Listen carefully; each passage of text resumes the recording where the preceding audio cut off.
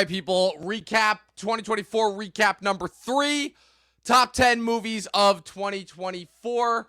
Admittedly, this is a list that I should be really excited about, and I am, because these are the best that I could pick from 2024. But yeah, still not a good year. I'm still not giving an inch on that one. Awful year for movies. I'm sorry, everybody who says that it was a good year is wrong. I understand why they think that way, but they are simply wrong. I'm joined by Dustin, and first time on the podcast, but not first time in this space at all, Mr. Chris Narine. Chris, happy to have you here, dude. Thank you. Happy to be here. Yeah, it's been, like I said, we've known you quite a long time. You've been in these spaces for quite a long time. Why don't you... Almost 15 years now. Yeah, crazy. Yeah, why don't you give the Talking TV audience some backstory into your YouTube origin and journey? All right. I'd say I first got into movies in general, or I guess kind of like looking at them from a more critical lens around 2009. I'd say early 2009. That same year, I discovered a lot of emerging young YouTube movie reviewers, and briefly, I made movie reviews of my own. I met Dustin here, as you know, one of my best friends, and someone who I very, very grateful to know and to be friends with, and who I mean a lot to me, as you know. And I met you years later too, Dominic. I don't really do reviews or anything like that anymore on YouTube. I've considered doing some podcast stuff. I have a lot going on in my life right now, so not sure when all of that will unfold. But my love for movies has not changed. Through things like Letterboxd, and I still find other people to just connect with and talk to about movies. And even in my own personal life, I still am very vocal about my love for movies and how much they mean to me in a lot of ways. And yeah, I love movies, as I'm sure everyone else here does. Yes, well, you could hope, but yes, yeah. One of the true YouTube film fans, OGs, right here. Dustin, man, you and I have talked about it at length about how awful not only this decade but this year has been.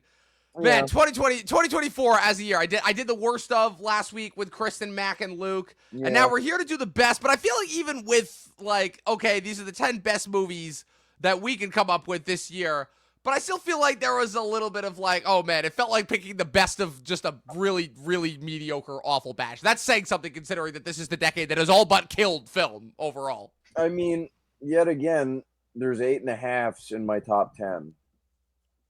When I was a teenager, as you guys well know, my top 10s did not have 8.5s in them, people. They were lucky to have 9s. They were usually 9.5s, really, in the great years at least.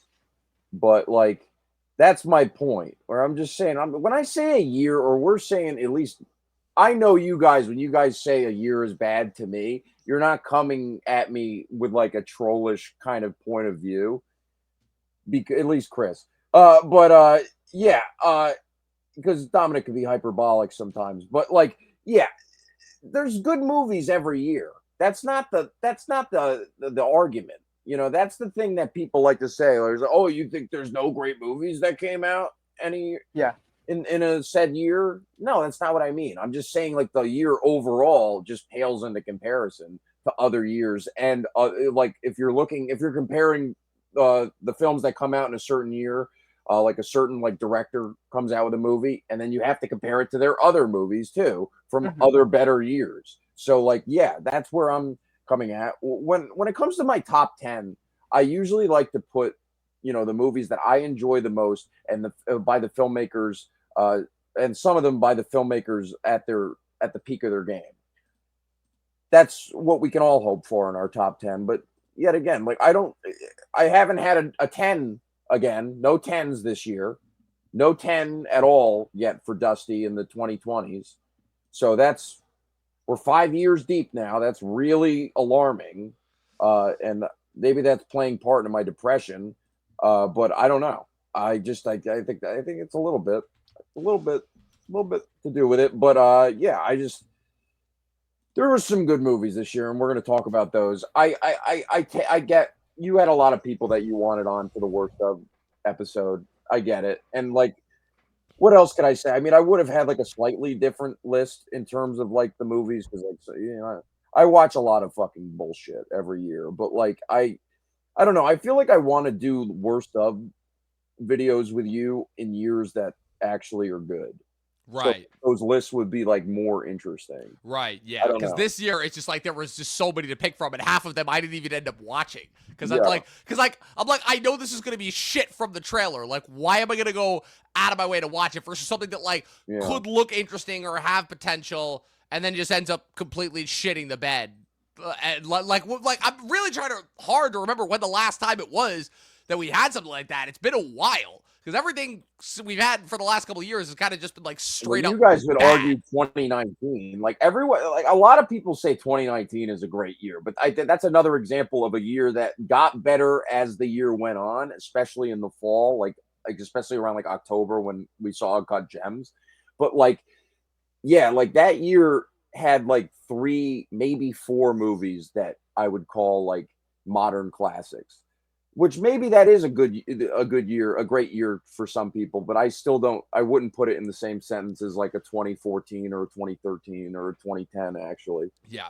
Well, it's because if you measure the dip started after 2015. And because, again, yes, we've noticed it every definitely. single year for the last like 10 years now. The dip started in 2016, and Yeah, then it kept progressively getting worse.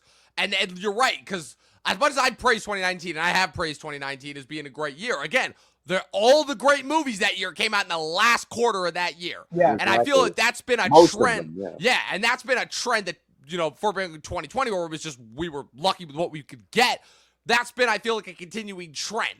Now, what I will say is I feel like the relative quality, specifically in that last quarter of the year, has seen a slight uptick for the last couple of years. But again, it's been so confined to certain pockets of the year. Mm. And I feel like, again, we have to sit through so much bullshit just to be able to get the good. The one positive note that I will say about 2024 that I can safely say I did not get in 2023 and 2022 What? were the surprises.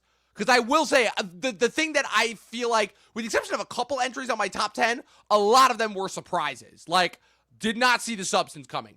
Did not see, like, I had a feeling Anora was going to be good just based off Sean Baker's track record, but, like, how that was just, like, the encapsulation of his entire body of work. Nosferatu, I'll admit, I was a little bit skeptical after The Northman, which I was not a fan of. And also some animated entries that made it onto my list. And I was like, wow, I knew I was going to like these, but I wasn't expecting to like these as much as I thought as I did. So I agree with that for animation Yeah. too. Yeah. I just want to say I think this year is a little bit better than last year. Just a little bit. Just in terms of like the difference in like there's more of like a variety this year and like in terms of like interesting, well-made movies. Like my top three of this year, top five actually, really, are really unique. And in other years, I just feel like just would get lost in the shuffle, maybe. But I don't know. I just feel like this year was a little bit more impressive in terms of like screenplays, the original screenplays at least. Yeah, like I said, it's the variety of movies this year were more.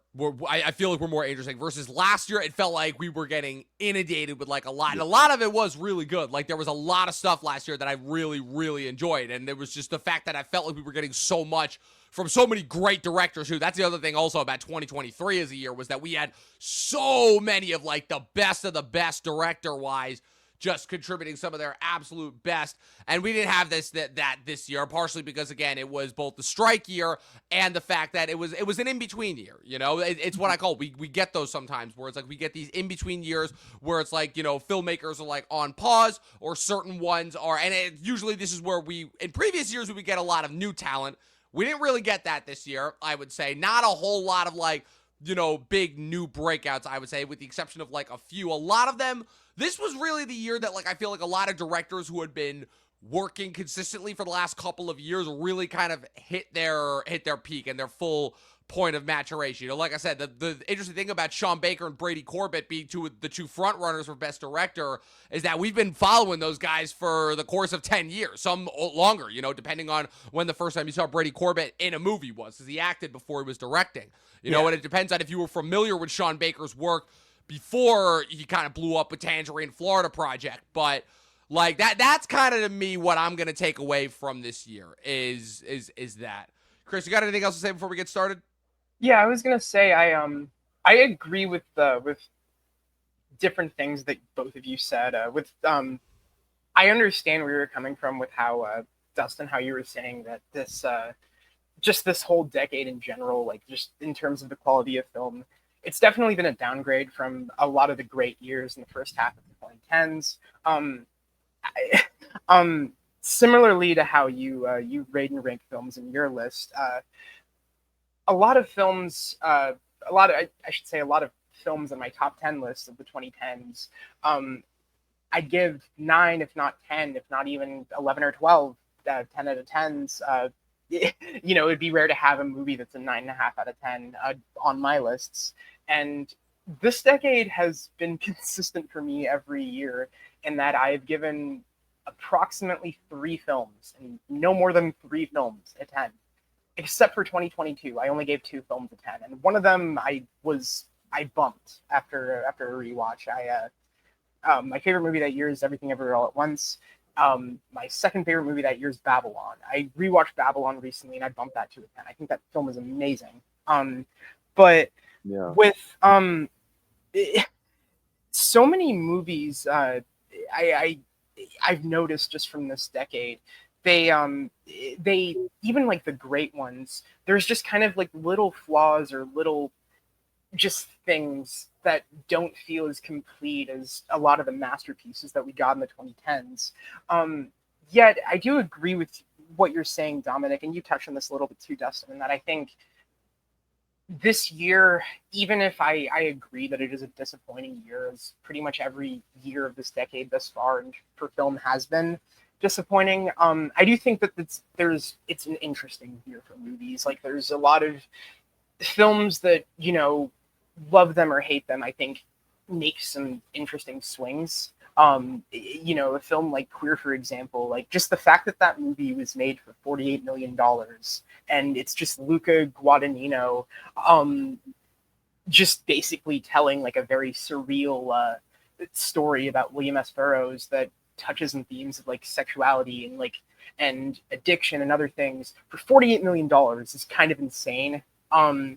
You know, Megalopolis is another, I think, very interesting, just sort of big swing.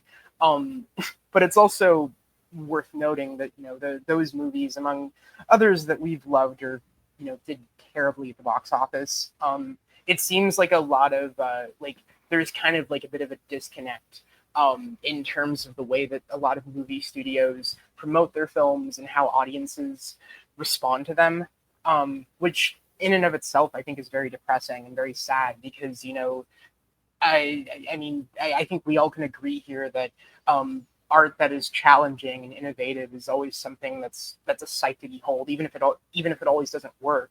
You know, I think we all of us, even regardless of our opinions in movies, even if they're not the same, I think we all appreciate movies that take big risks. And it's sad that audiences don't feel the same. But I think this year, in that sense, was interesting. I think there are a lot of movies that were very unique, even if all of them don't necessarily work. But I do agree with the consensus you both share about this being ultimately a disappointing year for movies.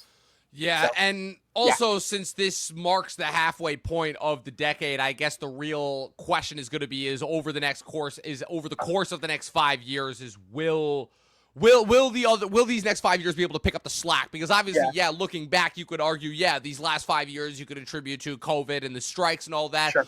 But I'm not going to go that far because, like we've all been saying, the dip was happening before 2020. So I'm not going to go so far as to blame it on those two. So really, now that, again, we're 5 years past COVID, we're about 2 years past the strike. So let's hope that we could that Hollywood could start to pick up the slack a little bit, that they've hopefully learned the right lessons. You know, we say that every year, and then of course we always have problems with it. And ultimately, it's just a testament to the fact that we are getting older, and shit's just not going to be as cool or engaging to us as we get older. Yeah. Because let's face it, that's the other thing that fucking critics never talk about or bring up, is the fact that ultimately every single critic is always going to base their enjoyment of a movie on the things that had the most impact on them growing up during their most impressionable phase, right? Right. And that's always the thing that people never seem to bring up whenever they're critiquing a movie per se, is the fact that obviously overall audience changes, audience tastes change over time, right? And ultimately you comparing something that was very impressionable to you getting older, growing up, versus something now as an adult is going to be something different. So that's kind of the thing that I always want to bring up, because that's something that no other critic will do, is the fact that there's always people who say, oh, there's never any bias. That's bullshit. We all know there's always going to be some bias going in there. So just to kind of be more so aware of that as we continue to do this year in and year out. My eyes have been opened wide as of late when it comes to that kind of thought process. Like, all criticism is bias. Yes. All of it. All of it is. Yeah. Yep. You're telling what you think about something. Exactly. Why does it have to be like an offense on someone's soul? Like, I've been guilty of this too. I've been angry about other people's opinions because it's just retarded how they think sometimes. But I don't. But it's just, things are different when you talk about Tim Allen and Conclave with some people. I don't know.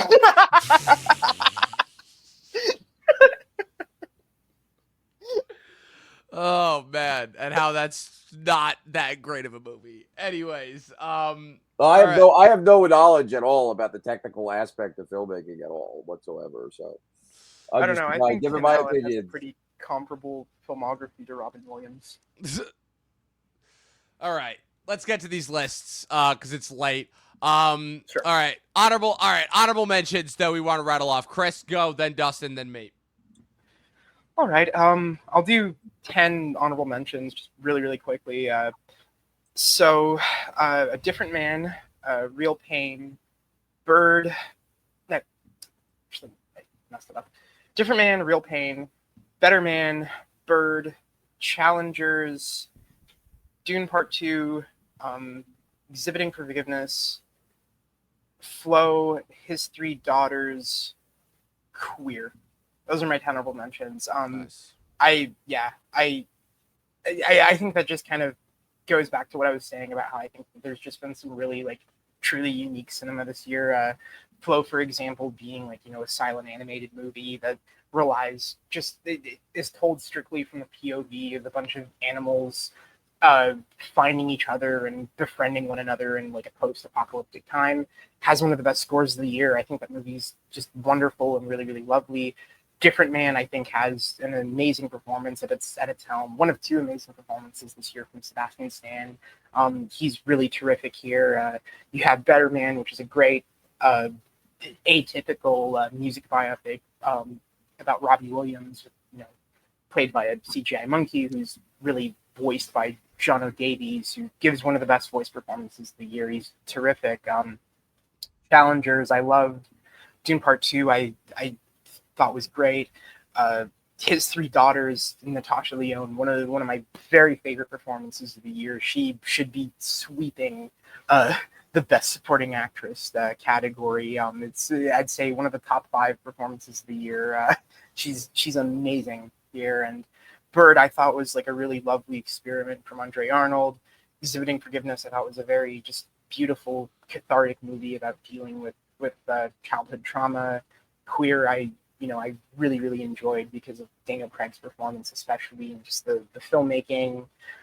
Real Pain has an amazing lead performance from Kieran Culkin, and it's just it's a big step in the right direction for Jesse Eisenberg. I didn't mind his first movie, When You're Finished Saving the World, but I just thought in terms of his skills as a writer, he really just brought his A game here. It was a really wonderful, just really lovely, just sort of family comedy drama that also felt kind of atypical and daring, just very, very good, and just very realistic, and just yeah, it was really, really good. Uh, yeah, I think I covered all of them. But All right. yeah, so those are my honorable mentions. Nice. Dustin, honorable mentions. 20, juror number 2. Clint Still Got It. Rebel Ridge, number 19. Mid-sized sedan is a star. Yes, sir. 18, Strange Darling, Giovanni Ribisi behind the cami. 17, Megalopolis, Yeg. 16, The Order, Justin Kurzel, Yeg. 15, A Complete Unknown, very good. Better Yeah. than I was expecting. Yeah. Great musical sequences, really good cast. 14, The Bike Riders, Jeff Nichols' best movie, in my opinion. Great ensemble, good period piece, good stuff. 13, Best International Movie of the Year, Kill. India coming through with Kill. Fucking badass. That's better than the last 3 John Wicks. Okay, hot take. 12, Love Lies Bleeding. Hell yeah, Kristen Stewart, gay, straight, bring her on. 11, Joker Folia Do. Folia Yeg. More like it. Todd Phillips is the man. If you don't like this movie, good. All right, those are my honorables. All right. Thanks. Now for me, I got 20, Juror Number 2, 19, Deadpool and Wolverine, 18, A Different Man, 17, Saturday Night, 16, Furiosa, 15, Hundreds of Beavers, 14, Trap, 13, The Fall Guy, 12, The Order, 11, Sing Sing. That's what I got. There's also a lot of stuff that I have not seen yet. Have not seen His Three Daughters, or rather, I started it and I never finished it. A bunch of others that I wanted to see as well. Late Night with the Devil, I didn't see. Yeah, there are. I'll admit there are a couple that I had to miss as well. So, without further ado, let's get into it. Dustin had to step out for a second. So, Chris, let's get started with your number 10. What do you got? All right. My number 10 of the year is Sean Wang's Dee Dee. I watched this back in January during Digital Sundance, and when I first heard about this, I was very curious about it. Coming of age dramas, especially like from like an indie studio, are kind of my bread and butter. I've loved many of them from just especially over the last, like, I'd say couple decades. 8th Grade, I loved mid-90s. I thought was fantastic, just to name a couple. But what I think is really works about this film is that it puts you back into the time period of the mid-2000s in a way that encapsulates those feelings of, not really understanding, like, social skills, or like how to deal with like people on the internet in a way that is very like relatable, and I think it just speaks a lot to like the American experience. But what I think is so cool about like Sean Wang's direction here is that he just has just such a good focus on like the tone, and I think balances comedy and drama very well. And it makes for a movie that I think catches you by surprise, because the first hour of it is very charming, very light, even though it has these moments of like great like broad comedy, and isn't afraid to be a little edgy here and there in a way that fits with the tone. But by the third act, I think this story becomes a lot more poignant and a lot more emotionally resonant in a way that we don't really see in coming of age dramas. It's not in coming of age comedy dramas. It's not afraid to show the deep flaws of its protagonist in a way that doesn't paint him as being unlikable, but just simply paints him as being like a human growing kid. I think Isaac Wayne carries the movie beautifully. I think it's a great breakout performance. And Joan Chen really should be nominating the best supporting actress. Just a campaign. She gives one of the best supporting performances of the year. She's really, really terrific here. Fuck Amelia Perez. Zoe Saldana should not be winning. And Selena Gomez should not by any means be nominated anywhere for that. Penis to vagina. Yeah. Vagino plastico. But Joan Chen just gives a really lovely, warm performance here. Has just some very heartfelt moments, and I just think it's a great movie. It's very well directed, very well edited too. I might add, and yeah, I loved it. All right, that was your number 10. All right, Dustin, what do you got? Number 10. All right, my number 10 is Dee Dee. Oh, look at that. Look at that. So you're basically just about to reiterate everything that he just said. Cool, that worked out. Yeah. That worked out well. Dee Dee was good because but it was deceptive because the first 15 minutes are like hysterical. And then it just like, it eases you into like kind of like a mid 90s kind of ripoff. And like, even though those plot beats are similar, the acting is stupendous throughout. Specifically, Joan Chen, like Chris said, does deserve the supporting actress campaign, a better one at that. And it won the audience award. I called it. As soon as I read the synopsis and everything and like saw a clip of the movie, I was like, yeah, this is going to be an audience winner. And I was so glad that I saw this on virtual Sundance as well. And it was one of the it's definitely the best debut of this year. I would say it was the best directorial debut. I'll give it that.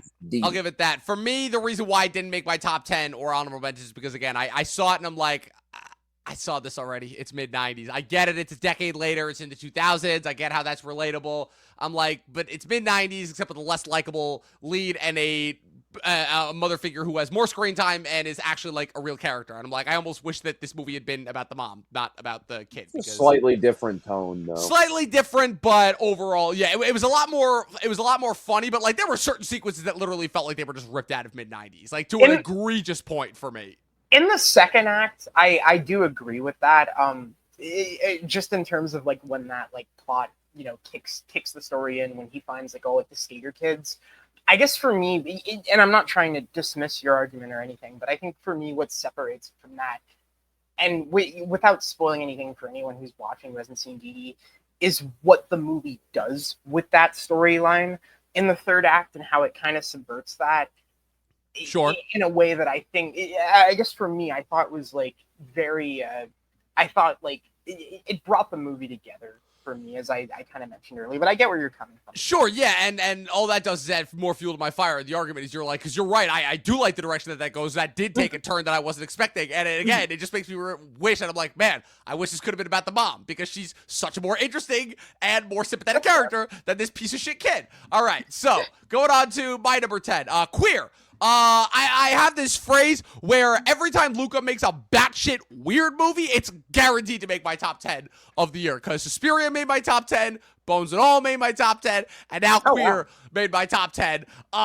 Yeah, so basically my journey with Luca starts with Call Me By Your Name, which I will admit was a little bit of an overhyped movie, possibly a precursor to the Armie Hammer being a cannibal arc. Who knows? But the way that, yeah, but then 1 year later, I saw Suspiria, and I'm like, what the fuck was this? This is one of the greatest things I've ever seen. I'm still not quite sure if what I watched was, like, good, but it was just so batshit and out there and crazy. And while I will say that this is probably the most sane of his insane movies, it's not about cannibals or witches or anything like that. It's just about a dude going through, good morning, Luke, to you as well. It's just about, what's it called?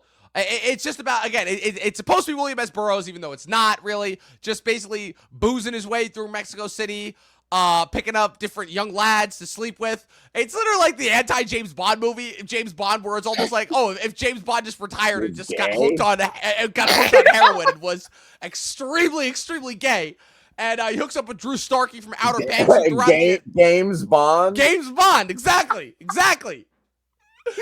Oh man, but he hooks up with Drew Starkey. They have some adventures. You don't know if Drew Starkey's like leading him on. And it's like, oh, like I'm into you or not, or this is just all just one big game. They go on adventures together, and eventually he fucking and the whole time he's like trying to discover like a means of telepathy, or at least that's what he says he's looking for. In reality, he's just looking for like the craziest drug trip of all time. And this is one of those movies where when I got out of it, like kind of, again, the thing about like each one of these top 10 movies is that they have to be like an experience for me. They have to like bring something out of me. They have to make me feel something. And in this case, I literally left this movie after the most insane ayahuasca trip I'd ever experienced. I'm like, oh man, like I've never done ayahuasca, but I felt like I was in there with them when they're literally vomiting up their hearts. I'm like, oh shit, like we're in for it now. And then I realized in hindsight, I'm like, oh yeah, they just totally ripped off 2001: A Space Odyssey. But it didn't matter because it was awesome. I had an absolute blast with this movie. It was so much fun. I literally came out of it feeling that like I had just undergone a transformative experience, especially, you know, giving him literally watch him waste his life away at the end. Of it's like, I don't know if we were supposed to take something from this, but man, what a hell of a ride that was. And if that's the one thing you take away from this movie, to make sure that, you know, life is not does not have any wasted moments, that you have as much fun and go on as big of an adventure as you can, then sure, I'll take that. So yeah, Queer, my number 10. Chris, what's your number 9? All right, so my number 9 of the year is Saturday Night. I'll preface with this: I'm a big fan of Jason Reitman. I always have been, as you know, Dustin knows. Loved his movies since I was a kid. He was one of the filmmakers that I would say helped me. I think look at things from a more critical lens, as I had mentioned earlier. You know, Thank You for Smoking, Juno, Up in the Air, amazing movies. Up in the Air especially is brilliant. And then 2011 he made Young Adult, which was a bit of a departure for him in the sense that there was a lot more dark comedy and in his story, and it was I think all three of his first three films, as raw and honest as they can be, there's things in them, like ultimately they're very hopeful films. Like I would say, like even Up in the Air, like as sad as that movie gets, I do think there is something really like oddly heartfelt and hopeful about it. With Young Adult, it was completely different because it showed his range as a director, and he knocked it out of the park there. Charlize Theron's amazing. Then cut to 2014. I'm not going to talk about Labor Day. I never watched all of it. I kind of refuse to.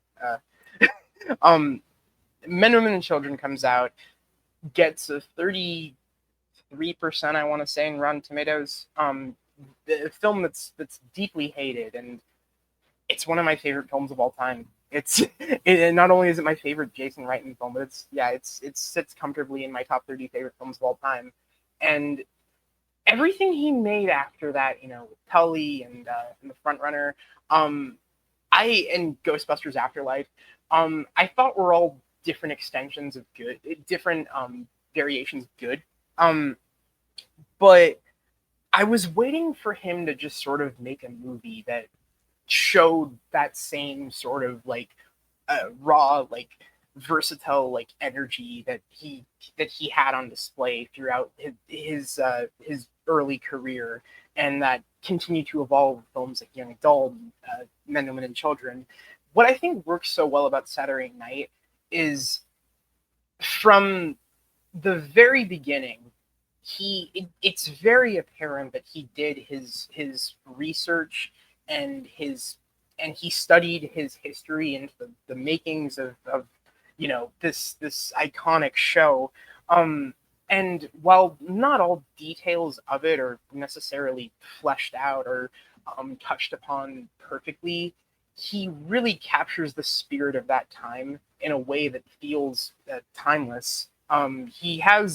He assembled what I think might be probably the best ensemble cast of the year, just by virtue of these actors just giving such like seamless performances, capturing, you know, their real life counterparts. You know, you have Lamorne Morris as Garrett Morris, who's amazing in this film.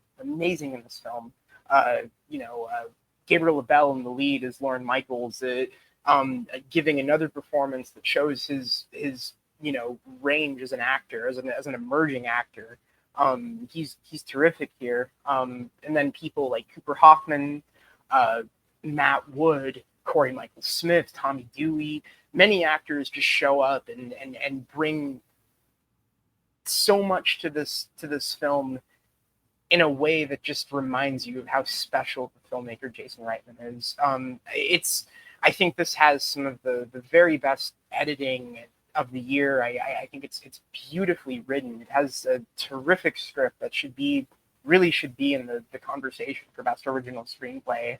And all in all, it's just a very kinetic, just deeply energetic force of the film that, it manages to be a crowd pleaser in so many ways, and it's just so satisfying to watch from beginning to end. So many hysterical moments. Tommy Dewey is hilarious here. He has some amazing moments, and then just so many moments where he lets these actors just about all of them have their moments to shine, and it's great. I loved Saturday Night, and this was the film I'd say from Jason Reitman in terms of quality that I've wanted to see for quite some time, quite literally about 10 years now. And it's good to have him back. I'm sad this movie underperformed at the box office, but it's truly something special, and I'm sad it hasn't been doing well in terms of like showing up in like awards, getting awards recognition, because it's a great movie. Yeah. And I do want to preface and say that I did still very, very much enjoy this movie, even though it is not in my top 10. I did have a really, really good time doing this, especially given that like I do not have the same level of attachment to Saturday Night Live that you guys do. Sure. All right, Dustin, what's your number 9? Better Man. Wow. Now, so that made you're talking about surprises, right? Yeah. This is a fucking surprise. I wasn't expecting this to be in my top 10. You kidding me? No. Yeah, a pop star I know one song by from Britain playing a fucking monkey in a biopic directed by the guy who did The Greatest Showman, a movie where every time I did a check for that when I worked at the movies, I wanted to die. It's like, what? How am I going to like this movie? I like this movie a lot. It's like one of the most well-made, beautifully rendered films I've seen this year in terms of like scope, like visual scope, and like it takes the biopic formula and turns it on its head a little bit. No, even beyond like the monkey shit. Like this is like the kind of movie Rocket Man and Bohemian Rhapsody wish they were, because it fleshes out the character. He doesn't become instantly famous in the first 15 minutes. He actually like it actually has great pacing. And while there was some performances in this I would have liked to see more of, like Damon Harriman playing like his manager, for the boy band, like he was terrific. Like I do think this was a fantastic film for what it was going for.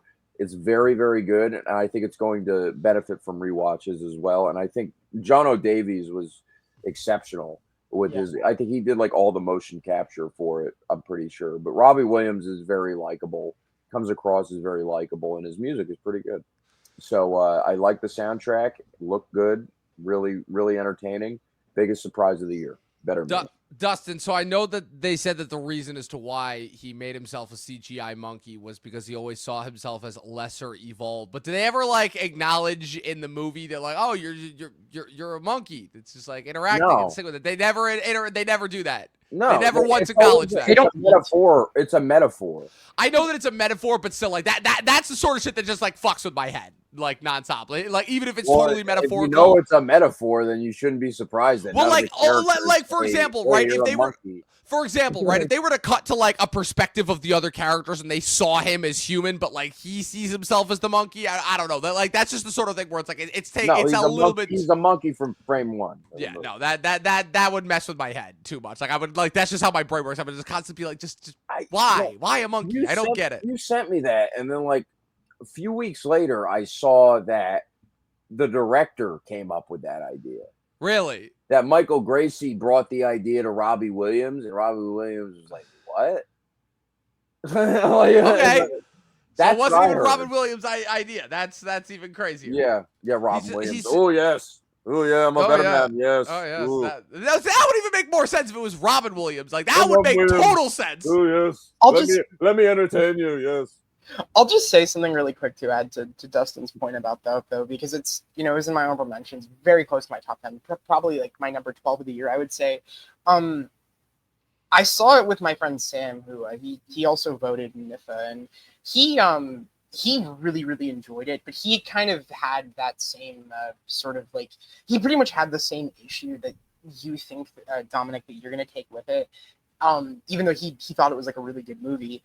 What I'll say about it is because of how I think well defined of a character Robbie Williams is in this movie, it's something that just doesn't really it never really bothered me. I mean, there's maybe one scene I will say where it feels just a little goofy. And maybe you'll agree with me on this, Dustin. That's the final like kind of just musical number. It just like the very last musical number in the movie where he sings "My Way." I think in that scene, I like that it tied back to that. I like that it tied back to it too. I just think like it looks a little silly, like in that scene, just with the suit and everything. I think it's a poignant scene. Like I don't think it's like not a bad scene or anything like that. No, I thought that was nice. Yeah. Disagree. No, better man. Number 9. See, for me, I wouldn't be able to get past just like the idea of it's like two humans giving birth to a monkey. It's like I get it, it's a metaphor, but like oh my god, I know, but you know what I'm saying. Oh man. All right. My number 9, Transformers 1. Yeah, it made the top 10. No, I don't care. Yes, I love Transformers. Fuck you. I love Transformers. The Michael Bay movies are masterpieces. And for them to essentially be like, see, it's funny that you were talking about Better Man as far as being the surprise of the year. This is the surprise of the year for me because these trailers were fucking dog shit. Some of the absolute... Well, okay, listen.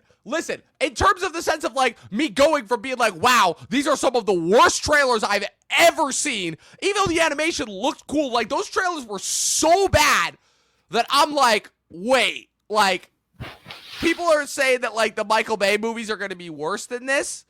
And then for me to not only like it, but love it, where essentially you've got like an X-Men First Class origin story for the characters of Optimus Prime and Megatron that somehow like works and actually and even though it completely changes the Transformers chronology, like it gives you a lot of surprise pathos that I wasn't expecting like at all, where you actually like start off with them as like these low down minor bots who are just struggling for like a bit of attention, trying to learn more about like the history of their race in Cybertron while they're in the middle of this war supposedly with the Quintessons. And then Chris Hemsworth plays Optimus. Yes, right? he does. Yes, Chris Hemsworth is Optimus Prime. Brian Tyree Henry is Megatron. How is he supposed to be Peter Cullen or whatever? Well, so I'm glad that you bring that up because they do this thing where they basically have them at the beginning, both of them too, I'll say, where they're kind of very jokey and they're very quippy and, you know, they're constantly like nothing is taken serious, and Prime is seen as this kind of you know, he is like, oh, they're like, oh, you're always rebelling, you're always creating problems for the rest of us, you know? And he's like, I just want to like do my part, and like we have to be made for more than just, you know, being minors and such. And throughout the course of the movie, as they kind of hit their next evolution, their transformations, if you will, as they discover the truth as far as how they've been lied to, and how that drives them apart ultimately, because they both are like very understandably betrayed, but Megatron just takes it one step too far.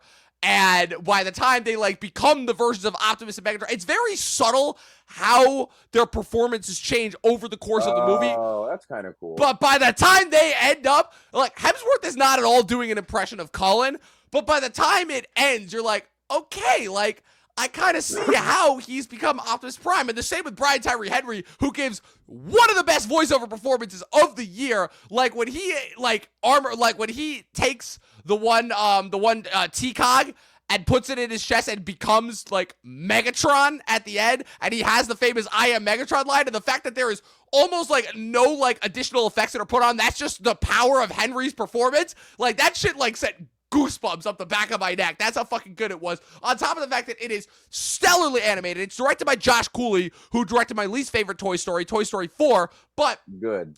I will say the animation is off the charts good. Like there's a sequence in the beginning where they're taking part in what's called the Iacon 500, which is essentially this massive race, but like it's Transformers, so like there's all these different obstacles and they're constantly transforming throughout it. It's one of the most like stellar sequences I've ever seen. It gives the race sequence at the beginning of Ready Player One a run for its money on a visual standpoint. And yeah, it's on the list partially because of the Transformers bias. But notice again, Rise of the Beasts and any of the other Transformers movies that have been released in the past, none of them have ever made my top 10.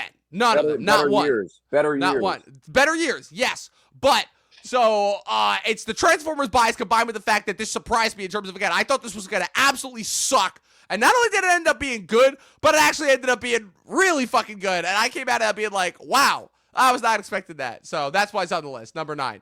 Chris, what do you got for number 8? Right. My number 8 of the year is Sing Sing. I don't have a lot to add to this that hasn't already been stated by, like a lot of its biggest fans. It was wasn't necessarily a big hit at the box office, but it was a film that premiered at TIFF in September 2023 and garnered like a lot of critical attention and hype since then. And for what it is, it's an excellent prison drama. Greg Quedar, I believe that's how you pronounce his name. I could be wrong. I think his direction here is really, really wonderful, and I think that the story just captures like the heart of these characters, or I should say subjects, with a lot of humanity, with a lot of depth, and it's a film that I think at its core is about rehabilitation and just finding cathartic ways to be a better version of yourself, I'd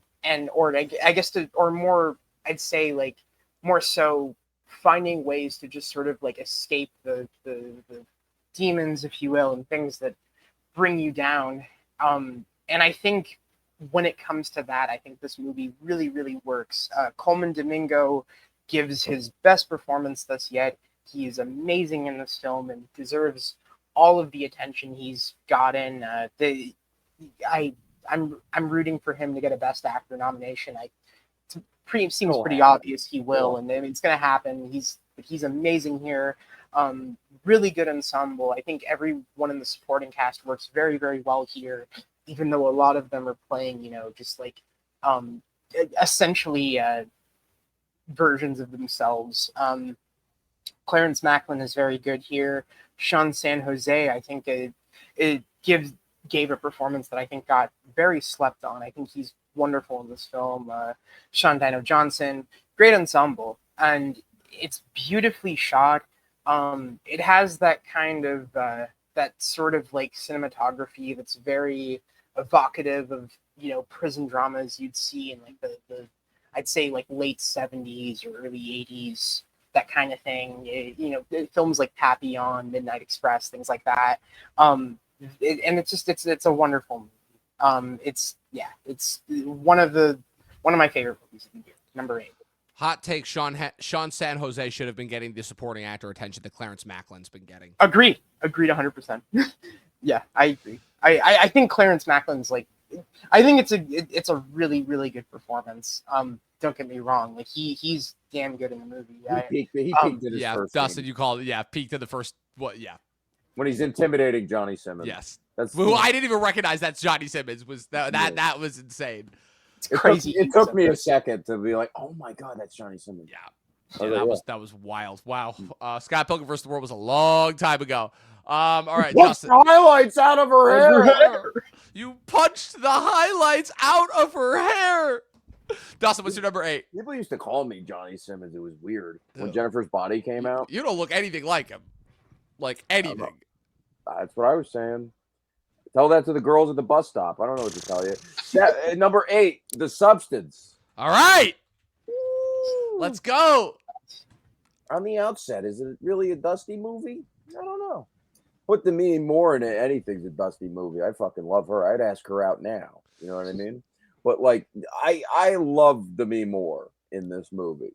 Margaret Qualley's looking better than anything. But The Brutalist is getting shit for the AI and everything. They definitely used AI. Oh yeah. To Oh yeah. Margaret Qualley doesn't look. I saw set photos of her on this movie. They did something to her because she looks better than she's ever had or ever will in this movie. But like, it's very well written. It's very simple. And it's not a dialogue-driven movie. No, it is not. But it's brilliantly directed.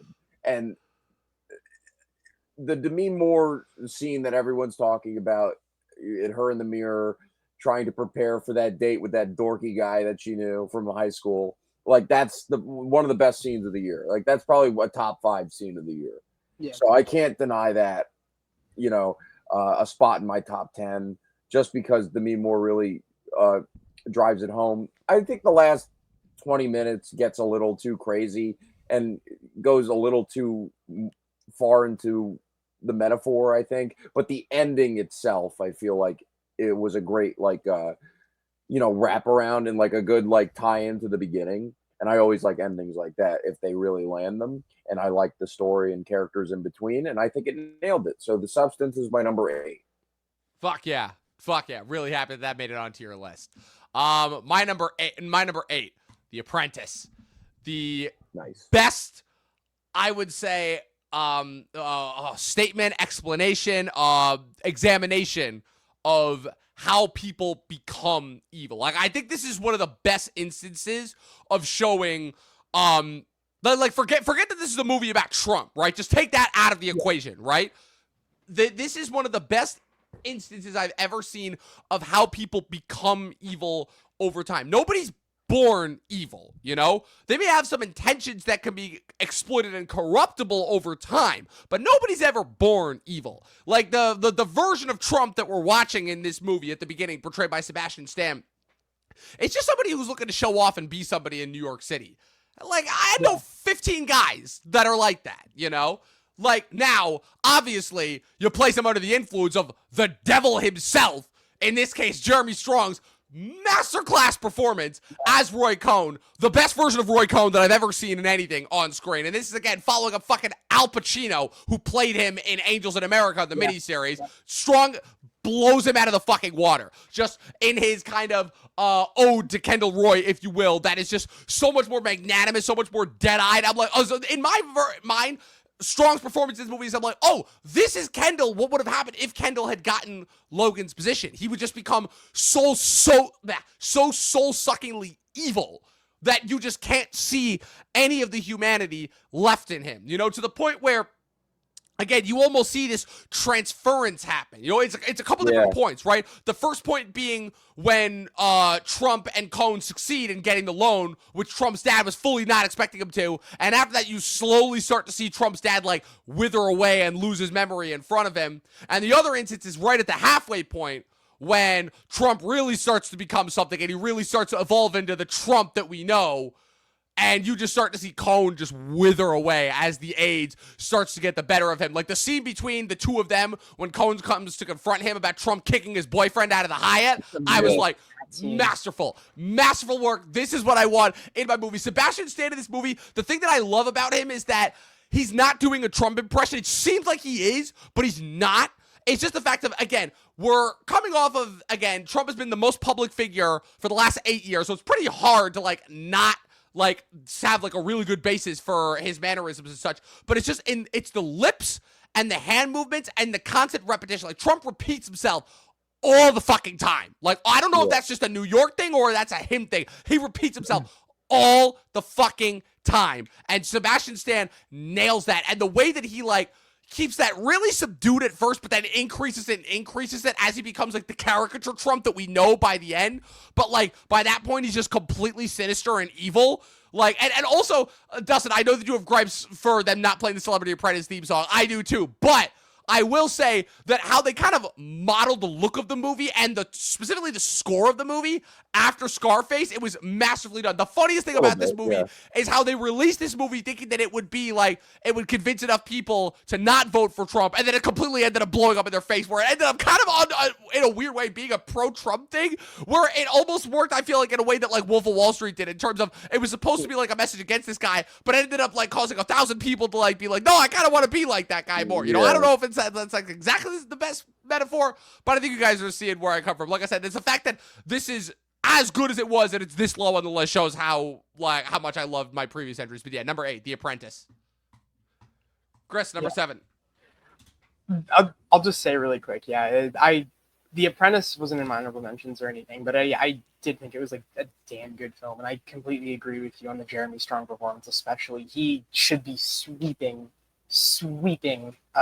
the best supporting actor race. He's astonishing. Just like for Succession. Yes, amazing on Succession. He's a brilliant actor, Jeremy Strong. We all love him on that, and he was amazing here. My number 7 of the year is a film that I think is actually incredibly underrated, because there's people that this was a film that was very, very divisive among, like, you know, just film fans alike. Some people liked this movie, some people thought it was okay, some people hated this movie. I'm one of the only people I know that like straight up love this movie. And it's Yorgos Lanthimos' Kinds of Kindness. I'll say this in general. I love Yorgos Lanthimos. I think he's an amazing filmmaker. I love, I'd say pretty much every movie of his. I think the only one I haven't seen in its entirety is Alps, but I love Dogtooth, love The Lobster, Killing of a Sacred Deer, Poor Things, just all of his movies I think are amazing. I think he's one of the most unique voices that we have in cinema currently. I think he finds a way to really kind of like tap into his own sensibilities with dark comedy and direct his actors in a way that really, really showcases his voice. I think his best film for me is Poor Things. I love Poor Things. It's an amazing film, and it was my favorite movie of 2023. But what I loved about this movie, and it's an imperfect movie, I have nitpicks with it, is even though it's a very oddly structured, albeit loose, anthology story. I think each story in and of themselves, I think, just examines human behavior in a way that, although is admittedly very deeply cynical, fascinating in terms of what Lanthimos is trying to exploring. The first story, you have the Lanthimos examines just sort of like the work kind of dynamic, you know, between like employer and employee with Jesse Plemons and Willem Dafoe, and he creates, I think, like what is a very clever and a very hysterical satire on the relationship between like an employee and an employer, and what it means to sort of like really truly hate the job that you have, but also sort of go out of your way to work hard and to sacrifice parts of yourself for it, because you think you'll be rewarded something that you ultimately may not. The second story, I think, is a very interesting depiction of relationships, and particular relationships that are kind of like sour and, you know, can be toxic, in the sense that Jesse Plemons' character, you know, his Daniel, his wife, Liz, goes missing. She comes back. He's convinced it's not her, and so he puts these weird, increasingly disturbing and distressing things for her to do in order to prove herself to him. And without spoiling where that story goes, ultimately, like, I feel like it satirizes in a very, very dark and depressing way what it means to just sort of give yourself up for a relationship. The third story, examines that with religion, with Emma Stone being in this cult run by Willem Dafoe yet again, and Hong Chow. And in the sense that her and the Jesse Plemons character in that story are looking for someone who can basically have these supernatural abilities. And they basically, the Emma Stone character in particular, just is deeply kind of like looking for that just to prove herself to the cult. And that story becomes a story about the sacrifices that one can make through religion, where they compromise their own identity, their own morals, even to a point where you get blamed for things that are truly not your fault, as her character does. I won't spoil in what way, but I think you know what I'm getting at with the Joe Alwyn stuff in that story. I have issues with this movie, which more so come from the pacing, particularly in the third story. But I think just in terms of Lanthimos, his skills as a writer, I think this is just as entertaining and as fascinating as really any movie he's made. Jesse Plemons is brilliant, brilliant in this movie. One of my top 3 performances of the year. I think this is his best work thus far. I think in each segment he is able to kind of like tap into the sort of like dark sardonic tone that Lanthimos gives him so seamlessly, while also showing just so much like powerful and at times heartbreaking, devastating range that we haven't seen from him before. The first two stories in particular, the first story, just that scene of him breaking down near the end of that first story when, well, I won't spoil it, but you know what I'm talking about. And just his crying in that scene, I think, is amazing acting. And in the second story, just the way he plays the unhinged, deeply like mentally scarred elements of his character, I think are incredible. I think it's an amazing performance, and I can't wait to see what he does next. I mean, obviously, I know him, Emma Stone, and Yorgos Lanthimos are collaborating in a movie that's coming out this year, a remake of Save the Green Planet. It's called Begonia. I'm very excited for that movie, but I loved Kinds of Kindness. I watched it a couple times, and it's one that I'm excited to just keep revisiting, because I think it's truly wonderful, deeply underrated work from one of our best working actors. Yeah, really enjoyed this one. I think I found this more interesting to watch than Poor Things, even though I thought Poor Things was the more well-made movie. It's just a case of like all anthology stories. Some of the stories are gonna be better than others. That's ultimately kind of what it comes down to. It's the same with Amores Perros and all the other ones that we've seen like this. I really want to watch that. It. That's really good. That one's really, really good. Definitely recommend that. Dustin, you're number 7. 7, His Three Daughters. All right. The best Netflix movie of the year. The best Azazel Jacobs movie of the year. So that's an example of a filmmaker at the top of their game. That's not a director I particularly was that big of a fan of. Terry is kind of a shitty independent movie.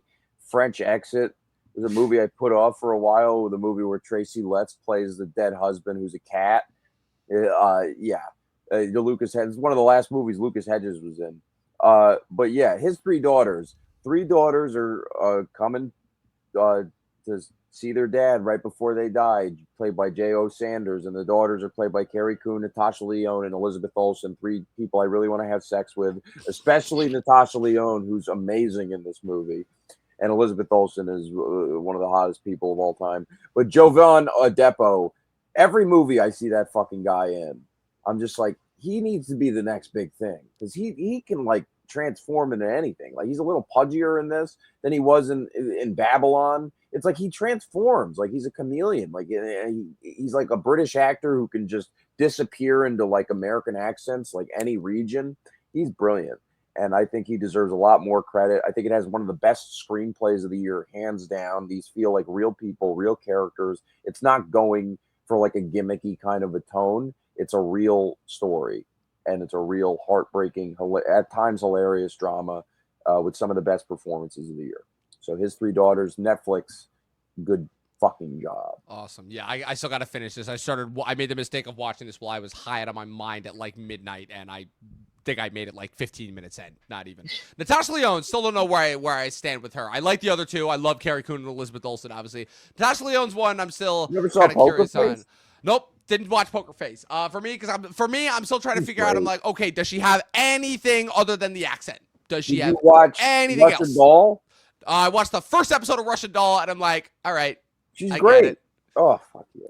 Okay, move on. Go to your. What's really good in American pop? All right, my number 7. Definitely, probably. I guarantee you, I'm gonna have it lower than both of you, but that's only because I like these 6 movies more. The Brutalist. Let's get into it. Okay. 3.5 hours. It's long, but it is worth every minute. Obviously, again, I was making the joke.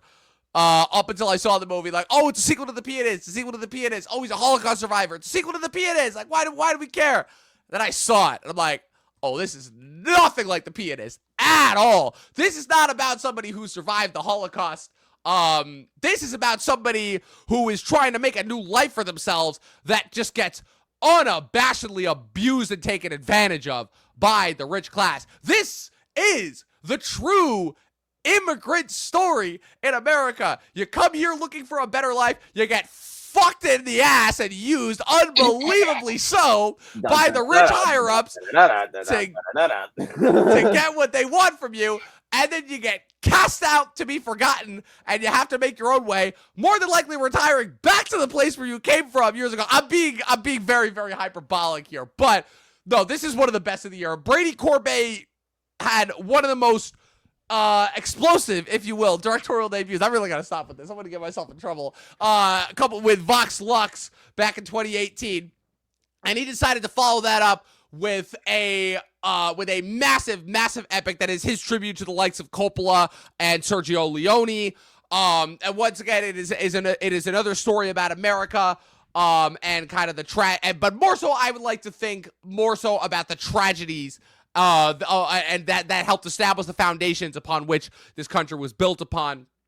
Also, low-key, a story about addiction as well, which I think is really, really interesting because the addiction subplot of this you could almost see as like a throwaway thing in the first half, and you're like, okay, he's a heroin addict, but like, where is this going? And you don't really see until the second half just how that plot line comes back into effect, and when it does, you're like, oh, he's literally using. I'm like, oh no, this is very, very purposefully done here. He is literally using this to block off the pain of all the trauma that he's been dealing with, not just in the past, but in the present. That's a very, very relatable thing, especially since you could make the argument as to how that's how heroin became so prevalent in this country, was used to treat trauma victims, from wars, And so it's one of the few movies that completely justifies its runtime. I would argue of all the 3+ hour long movies, I think this movie justifies its length even more than Oppenheimer, my favorite movie of last year. And again, some of the best performances, Adrian Brody, Felicity Jones. The fact that this is going to be Guy Pearce's first Oscar nomination is still blowing my fucking mind, how I didn't realize that before. Joe Alwyn, who is just perfectly slimy and smarmy in all the best ways. Alessandro Nivola, some truly, truly incredible performance. Also, fun fact that I found out, Brady Corbet, who is probably going to win Best Director this year, even though now people are realizing, oh no, he used AI for like a couple things to perfect to perfect certain of the architecture and to make sure they perfected the accents. Which again is just a rumor, though. Right. From an unreliable source. Just a rumor from an unreliable source, and even if it's true, who cares? I'm sorry. Like, we know that AI has been being used on films recently. This is not like a new thing that we didn't know. So people need to just get off their high horse as far as how it's being used. I'm pretty sure Amelia Perez used what they're being rumored to be using, the Brutalist. I'm pretty sure Amelia Perez used AI. There you go. Like, all of these movies probably used AI in some capacity. Like, I use AI tools all the time for my fucking editing and hashtag tools. Picture, exactly. Like, it's gonna be used. So people need to get off their high horse about this. Brutalist is awesome. One of the best movies of the year. Really, really glad I saw it. It's funny because you guys know exactly what scene I'm talking about. That scene in the cave. Literally, when that scene happens, Yeah, I leaned down to the dude who I was watching with. I was like, oh wow, that's why they called the Brutalist. He lost it, but he was also like, he's like, fuck you, like this should not be a joke. But that's just that. It was crazy in that scene when Adrian Brody screamed out, "Oh!" when he was getting raped.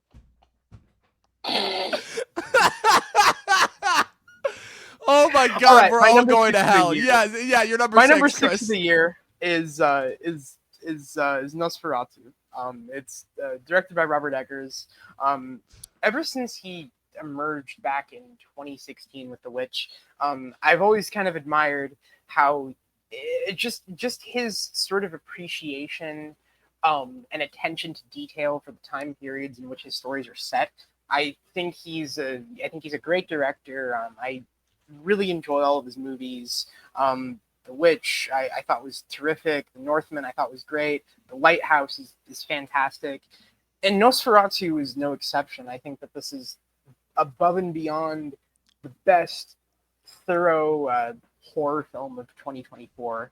I just think like the attention to detail here is one thing, but just his pacing for this movie, I think, is really works. I think from the moment that this thing starts and we're introduced to like the relationship between Nicholas Hoult and Lily Rose Depp, there's just something so I can't put my finger on it. There's just something just so unique about his approach here that in other kind of like Dracula adaptations, you know, with like the Francis Ford Coppola and like the earlier ones, I think that there's a heart to this movie that isn't found in those films. And I think it's just because of how good Robert Eggers is at making these stories just feel so alive and realistic with his dialogue and with the performances he gets out of his actors. And I think as the film goes on, it just becomes just such a dreamy, haunting nightmare of a film. I have a couple nitpicks with it here and there, but I just thought it was just wonderful from start to finish. Bill Skarsgård, I think, gives his best performance thus far. I think he's amazing here and should be in the best supporting actor conversation. His voice and his transformation as Count Orlok is incredible. And just the cinematography and the directing and the writing even, I think, is really all on point here. It's another win from Robert Eggers. And it's one I've seen it twice now. I saw it once, then I saw it again in IMAX, which is amazing in IMAX, just with the color palette and everything. One of my favorites of the year. Yeah. 100%. I'll talk about that more by time. But I just remember the other fact about Brady Corbett that I forgot to talk about. Me and Brady Corbett have the same birthday, which is he is 9 years older than me, just about. So yeah, just a fun little tidbit there. Dustin, you're number 6. The Apprentice. Fuck yeah. Gotta be, man. It'd be in the top 5 if he said you're fired or money. Yeah, come on. Why do you gotta rip, dude? You're so on the money with that fucking Scarface shit. That's so true. The score is so reminiscent of wow. I noticed it immediately, when I started watching it. First time you're telling me this, though. Like, that's a great. I thought I told you that before. I didn't hear that. That's a great comparison. That's great. I like that. Good for you. You're hired. But yeah, I love Sebastian Stan. I really think Sebastian Stan is like one of the top 5 actors of his age range. I really do. And I know it sounds like I say that kind of shit a lot, but I really think Sebastian Stan rules. Like the way he transforms into like specifically real people, like going all the way back to I, Tonya, and then following that up with Pam and Tommy, and then now. And like not working with Craig Gillespie this time, which maybe Craig Gillespie would have made a better movie. I don't know. But Ali Abbasi did a terrific job with this material. It could have gone a little bit deeper, I would say. It could have been a little longer, personally. And even though I do think it had the pacing was really, really good for what it was going for, but it could have been a little longer. It could have got away with it, I thought. But one thing I wanted to mention that I forgot to mention in my review was it features Martin Donovan's best performance. that's an actor I never like Right? ever. And I think he was kind of perfect as Fred Trump, and he was kind of perfectly used. And the guy that played his brother too was really good. And it has Yep. Maria Bakalova's best performance. I mean, yeah, these qualities equal a top 10 movie of the year. And Jeremy Strong gives the best performance of the year, in my opinion. Not just supporting, best performance of the year. Honestly, might be my favorite performance of the decade, but I have to. I don't think that's that crazy because that's how good the way He's amazing in it. like Yeah. the first half of this movie, the way him and Sebastian Stan are just beautifully acting together. Personally, just the way they're doing that, the movie is navigating on a level other movies are just like pissed off and jealous that they wish they could fucking navigate on the level that those two do in that movie. But yeah, I do think it's great. Like at certain points, it could have been a masterpiece with certain elements besides the "You're Fired" and the theme song, but it was very good, and I'm glad I really liked it. Yeah. It's an important movie to watch too. Especially in the year 2024, It is important. It one shouldn't of the be most ignored, important and movies. people want to ignore it and shun it from the conversation. But I'm glad that it's pulling through. Yeah. All right, my number 6. This is controversial because I guarantee you I'm going to also have this lower than you guys do. Chris, I know I definitely have it lower than you. Honora. Hot take, this is not my favorite Sean Baker movie. I still like Red Rocket a little bit more. But what I'll say about this is his most fully realized and complete feeling movie. Like what I liked about what I saw here is I'm like, oh, this is like an encapsulation of a whole body of work. This is everything I've seen him working with in Tangerine and the Florida Project and Red Rocket, and I'm sure all the movies that he did before Tangerine as well, all to create kind of this modern day Cinderella story, but told in the year 2024. And it's kind of perfect the way that works out, you know, the way that you have just this massive rise and fall where he continues his like obsession with sex workers, but not in like a weird, like perverted sense, and more so just in a sense of like he is just constantly like striving to shine a light on and help people like understand kind of the mentality that it takes in order to pull off this type of job. I can say this much: it's not an easy job. It's not. You got to have a very, very strong character in order to be able to pull that off and endure that day after day. And where essentially he takes what has happened many times, where again gets involved with this rich son, this rich spoiled little shit of these Russian billionaires who just has his daddy's money and fucks around all day, and everything's going great for a while until reality sets in the form of, as Luke Reviews called them, probably the best description that I've heard for these three that come in: Karen Karagulian, Yura Borisov, and the third guy who's not getting nominated for Oscar, so unfortunately I don't remember his name. Vasily Tovmasyan. Thank you, him.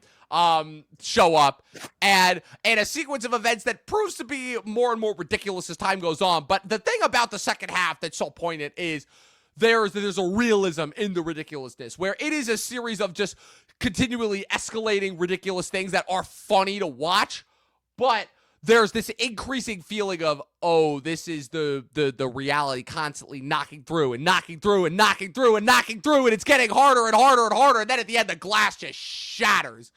And she has just lost all sorts of just all her sorts of just like her identity, her stance, her individuality. When she realizes, oh, you're nothing in comparison to these people who are the people who run the world. And the fact that he had the balls to like just put that in your face there, basically like constantly telling you, yes, we know the rich and powerful look down upon us. They think that we are nothing, and they will not hesitate to tell us that to our face if push comes to shove, you know? And the fact that he just so unabashedly went about that to me is really what's going to allow this movie to be one of the best of all time, possibly. So, yeah, Honora, my number 6. Nice. I'll talk about that later on. But, yeah, amazing movie. My number 5 of the year is Adam Elliott's Memoir of a Snail. I was always like very curious about this movie. I believe it first premiered at Cannes Film Festival back in May. And it's Adam Elliott's, his first full-length, feature-length narrative feature since 2009's Mad Max. Amazing movie. I was always like really looking forward to this. This is one of the most beautiful films I've seen this decade thus far. Um, it's an examination of trauma in perhaps maybe the most hopeful way I've seen in a movie. I'd say maybe all decade, in the sense that from early on, when we see everything that happens with Grace and her brother and everything that happens with them and their family, which I won't spoil because I know neither of you have watched the movie yet.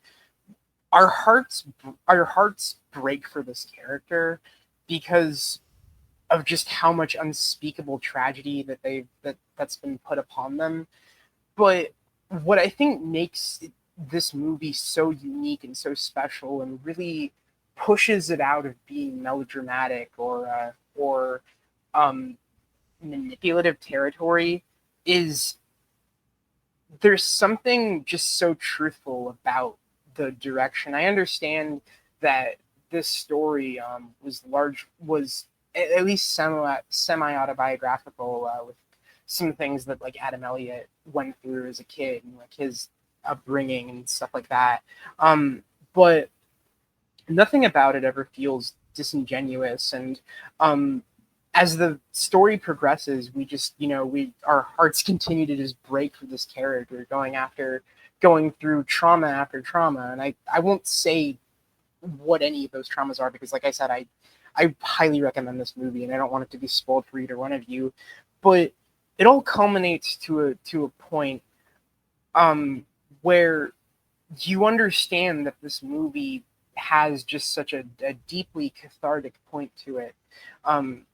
It's not just about the tragedy that we've been watching like all along, is these terrible things have happened, but it becomes a story about reckoning with said things and learning how to just find peace within yourself and not hate the world for the ways in which it can be ever so scarring. And I know I'm being vague right now about like what that means because I said it several times already. I don't want to spoil it for anyone, but it's just such a beautiful, warm movie. It has like a great sense of humor to it that I think just does a great job in terms of like tonal trickery, in terms of it being genuinely really, really funny and in an off-putting way, but not in a way that feels exploitative towards anything that any of the characters have to endure in it. All of the comedy comes from like I think a very honest, somewhat self-deprecating note that I think really, really works for this film's tone. The animation is amazing.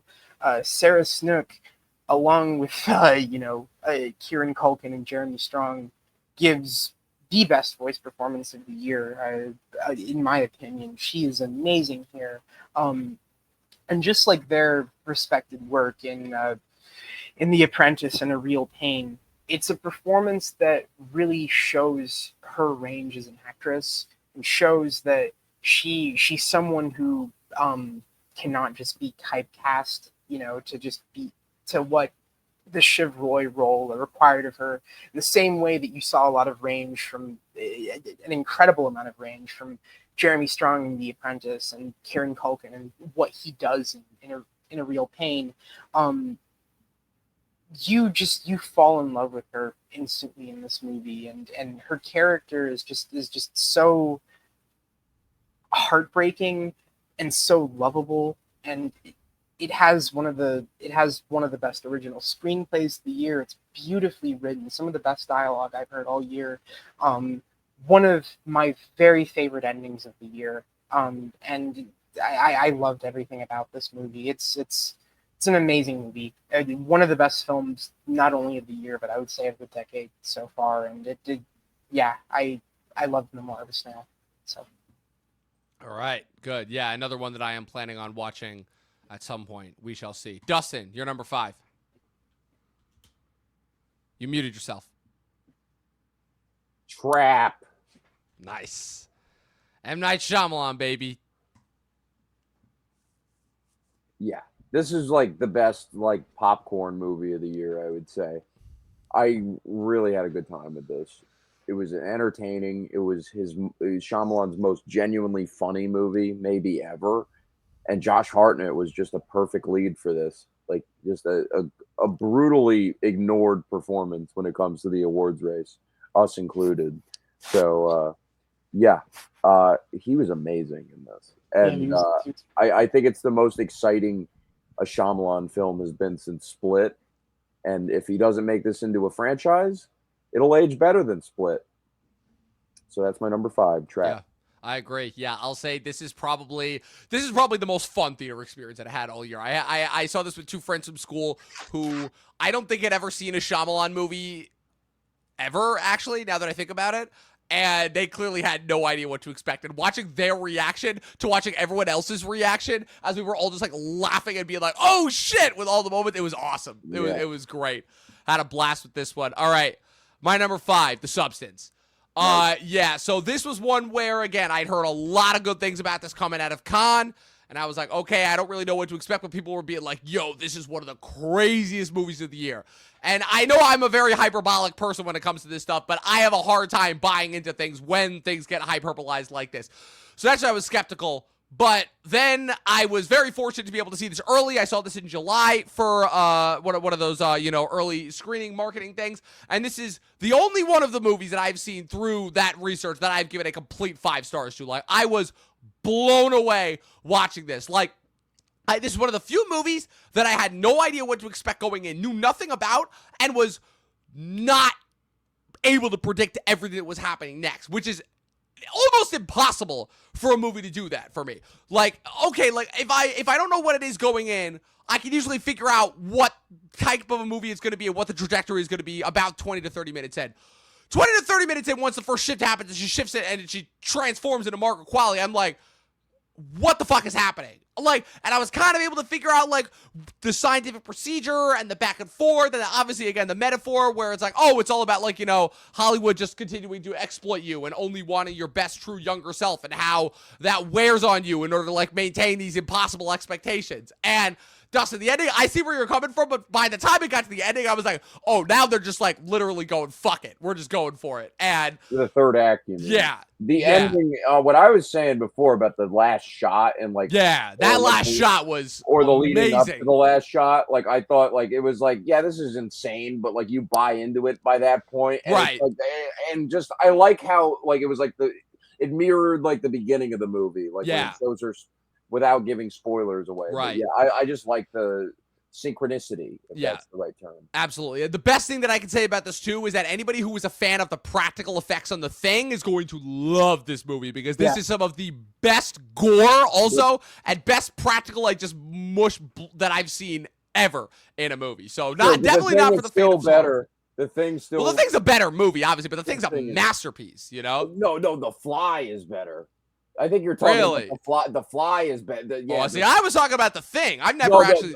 No, The Fly with Jeff Goldblum and David Cronenberg movie. Yeah, I know the movie. That's what this reminded me of. Really? The Fly, definitely. With the body transformation near the end. I agree with that. Yeah. Okay. I've never actually seen The Fly, so I can't say. The Thing is kind of similar too, but like that's like near the end. But right.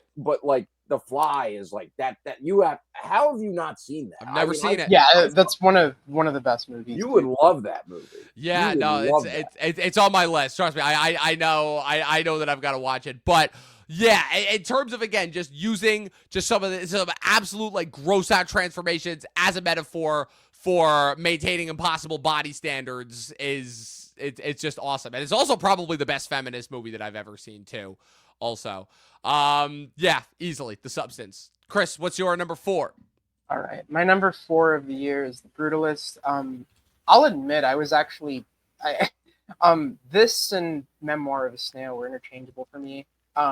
Memoir of a Snail, like, when I did my NIFA nominations, I believe I had listed as my number 4 of the year, or at least my number 4 in my top 10.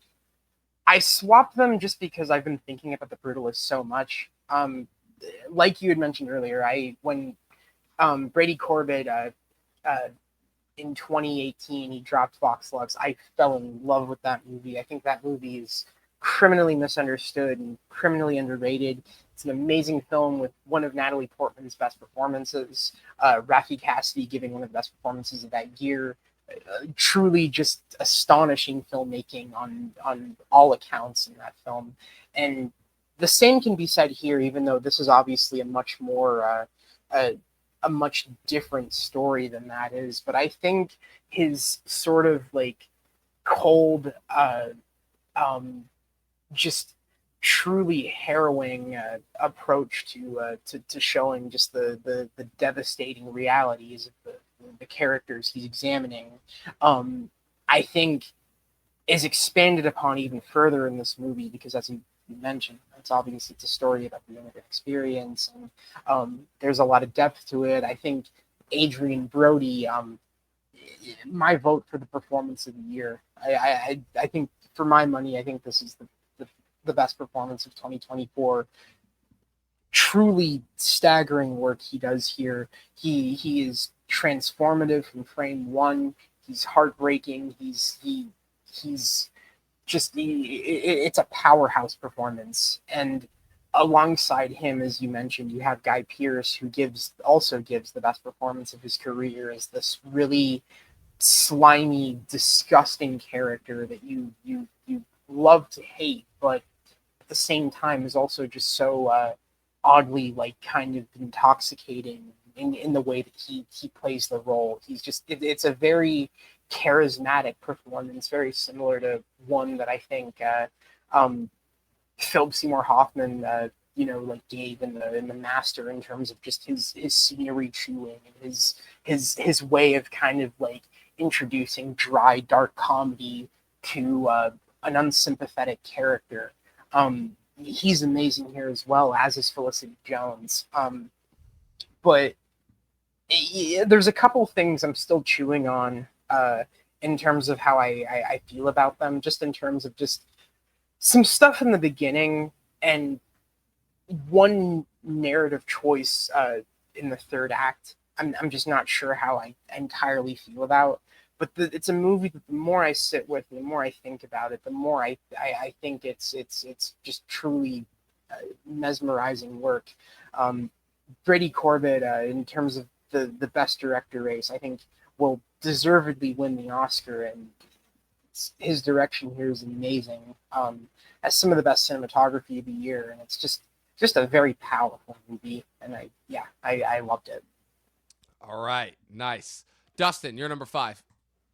Or My number 4, sorry. My number 4, Jesse Eisenberg's A Real Pain. That is actually also my number 4, so we can talk about it there. Cool. That's like the first movie from this year that's really stuck with me. I bumped it to a 9, and I think it has one of the best screenplays of the year. And Kieran Culkin's exceptional in this and should be in the leading category. And Jesse Eisenberg is also typically fantastic, as he usually is. But like Chris was saying, this is a step up from his first feature, When You Finish Saving the World, but I didn't hate that movie either. It was just sort of like a typical first feature that was kind of aimless. This definitely had a point, and the pacing was phenomenal. It's just like an 89-minute movie. It looks great. It has some of the most underrated cinematography of the year. I like the Chopin score. I like everything about it almost. The ensemble's great. I like Will Sharp doing a Richard Ayoade impression. Like, that was just great. That was delightful the whole time. Yeah. And like Jennifer Grey. Yeah. Arguably one of the hottest actresses of the 80s. Love her. Yeah.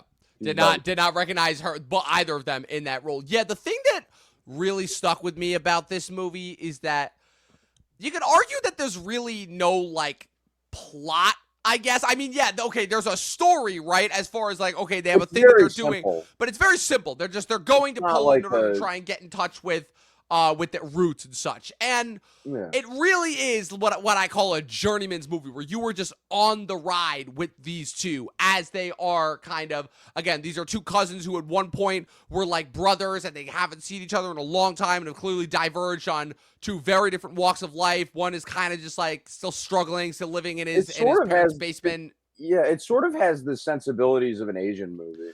Kind of, yeah. And it's like, it's not like very like action heavy per se, but the dialogue is very engaging, and it's great to look at. Yeah, and it's funny because it's pointed to that again, that it shows that two of the stars of arguably the two stars of Succession are putting in career best movie work that are both getting a lot of awards attention, rightfully so.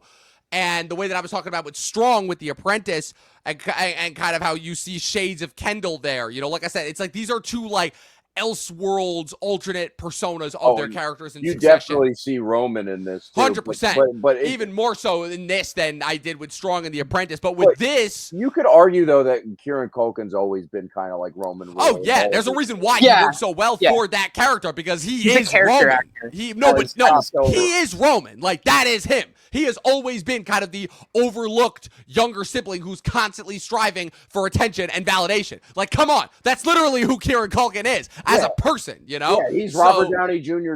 Exactly. So the fact that they're kind of able to marry those two vastly different styles, Kieran's very loose, improvisational, almost genius, with how simple he makes it look, with Eisenberg's very meticulous, very well crafted, very poignant subject matter. And again, how you're able to marry those two and ultimately come up with like something that's even better than the sum of both parts. It was masterful to me. It really, really was. And I came away like, obviously I was laughing at this movie, but also like when they say goodbye at the end, he's like, I think I'm just going to hang here for a little bit. You're like, fuck. You're like, I want him to bring him with him and be like, yes, it can be like old time, but it can't, because that's part of the growth and the beauty of this movie. Is it is about growing up and coming to terms with your past and understanding that things can't be the way that they were when you guys were growing up. And it's why you have to like savor moments and trips like these when they happen, And what's funny too is that every moment that you think that Kieran Culkin's gonna like go a little nuts and ruin things and it's gonna turn into like a crazy caper, it's always like pushing you right to that point, but it never goes there. And it's almost like this it's almost like grounded in reality. It's this very it's this very elongated game that this movie is playing with you, up until the very end, and you almost don't want to stop playing. And that's how good this was. I really was completely blown away by this. All right, since that was my Dustin and mine's number 4, Chris, you're number 3. Right. My number 3 of the year is The Substance. I don't really have much more to add to this that you haven't already. Other than that, I think it's just truly a body horror film for the books. One of the best horror films I've seen in a while. Even though I wouldn't say it's necessarily like a straight up horror film. There's sci-fi elements here. In terms of its tone, it's definitely like much more of a drama than a comedy. But there's some dark comedy here too. But just in terms of like everything that this director was trying to say and I feel like focus on, she really just did everything just so masterfully here. You have 2 outstanding performances from Demi Moore and Margaret Qualley, both of who are top of their game. They're both phenomenal here. And Dennis Quaid, although he's not in it as much as they are, I think he puts in great work here too. It's superbly like directed and shot and edited, especially some of the best, if not the best, editing of the year. And what I thought was just so refreshing about this movie is how it's a movie that just progressively just gets crazier and crazier up until it's it just ends, but without feeling. And again, I respect both of your perspectives on this, without feeling pretentious, without feeling obnoxious. And I feel like as absurd and unhinged as it gets in its final moments and its third act, it is a film that, as you mentioned, I feel like there's one end where you can say it's about beauty standards and all that is true, what I would say the film's ultimately like just message is about, though, is about, it's an examination on the psychological impact on the pressure of feeling beautiful, and everything that I think happens in this story, I feel like is just explores that in a way that, as absurd and bizarre as and twisted as it is, it's there, and I think it works really, really well. I'll say this too, just like my number 4 and 5 of the year, this and my number 2 of the year, which I'll talk about later on, were also very interchangeable for me. But I love this. One of the decade's best thus far. Yes, yes, indeed. All right, Dustin, what is your number 3? The Brutalist. Yep. Brady Corbet, man. He's one to look out for, man. He's gonna be an elite director one of these days, I would say, because like between this and Vox Lux, I never saw his first film, Childhood of a Leader, but between this and Vox Lux, this dude is awesome, and I think this might be better than Vox Lux. The more I think about it, it's more grand. The performances are more fleshed out. I just think it's beautiful. Like it's just like insanely good. Like, is the last scene a little on the nose? Sure, but I still think it ties it all together. And for a 3.5 hour movie, like you're saying, it's one of the most well paced 3 hour movies that you'll ever see. And Felicity Jones, superb in this. And they give you enough of a tease of her personality in the beginning with like the narration through the letters, but like once she enters the second half, she's phenomenal and never been better. And I've always liked her. Guy Pearce, same thing. Like he's an actor who's never been really recognized ever as much as he should be, and even giving similar performances in lesser movies like Lawless, which he's also a bastard in that and like fucking insane and great. But like he's just another level in this movie. And like I guess we're pretty good on spoilers in this episode, but like you gave away the rape scene, but like I'll give away one of the craziest and most haunting lines of the year for me is when he says to Adrian Brody when he's raping him, he's like, "You're a lady of the night. You're a lady of the night." And it's just like, dude, this is beyond like gay shit. Like this is like it's psychological like warfare. It's power again. Yeah. It's power, and those who are in power. Makes you gay. I don't know.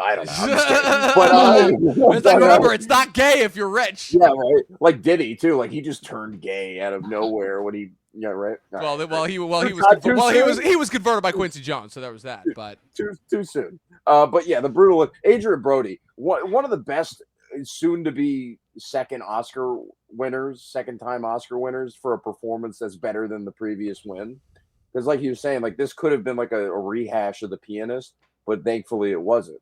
You know, like it's a completely different side, a different side of the anguish, and he's a little more cool in this movie too. Yeah. Like, I was really reaching with those. It's like, oh, they both ended ist. I know you were. Yeah, I was going. Like, yeah, but like Laszlo Toth is like a cooler, more like interesting guy than the other guy that he played in The Pianist. Like the Pianist guy is a more like respectable, like brilliant pianist, but like he was just that's just a tragic fucking story. But this guy is just like fascinating.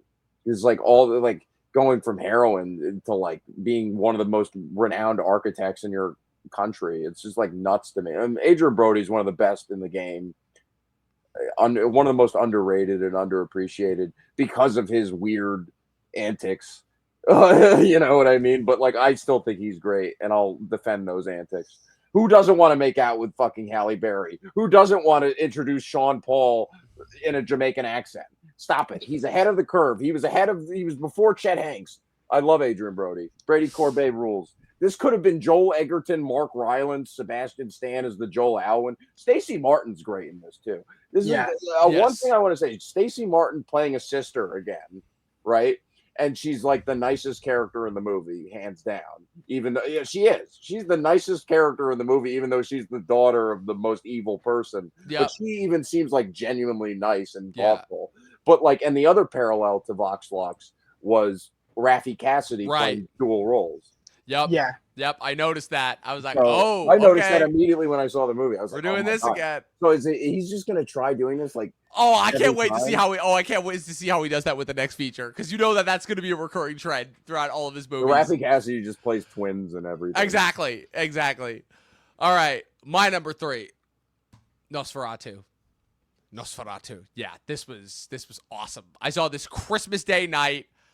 As soon as I saw it, like the opening scene alone with Lily Rose Depp, I'm like, this is a top 10 of the year.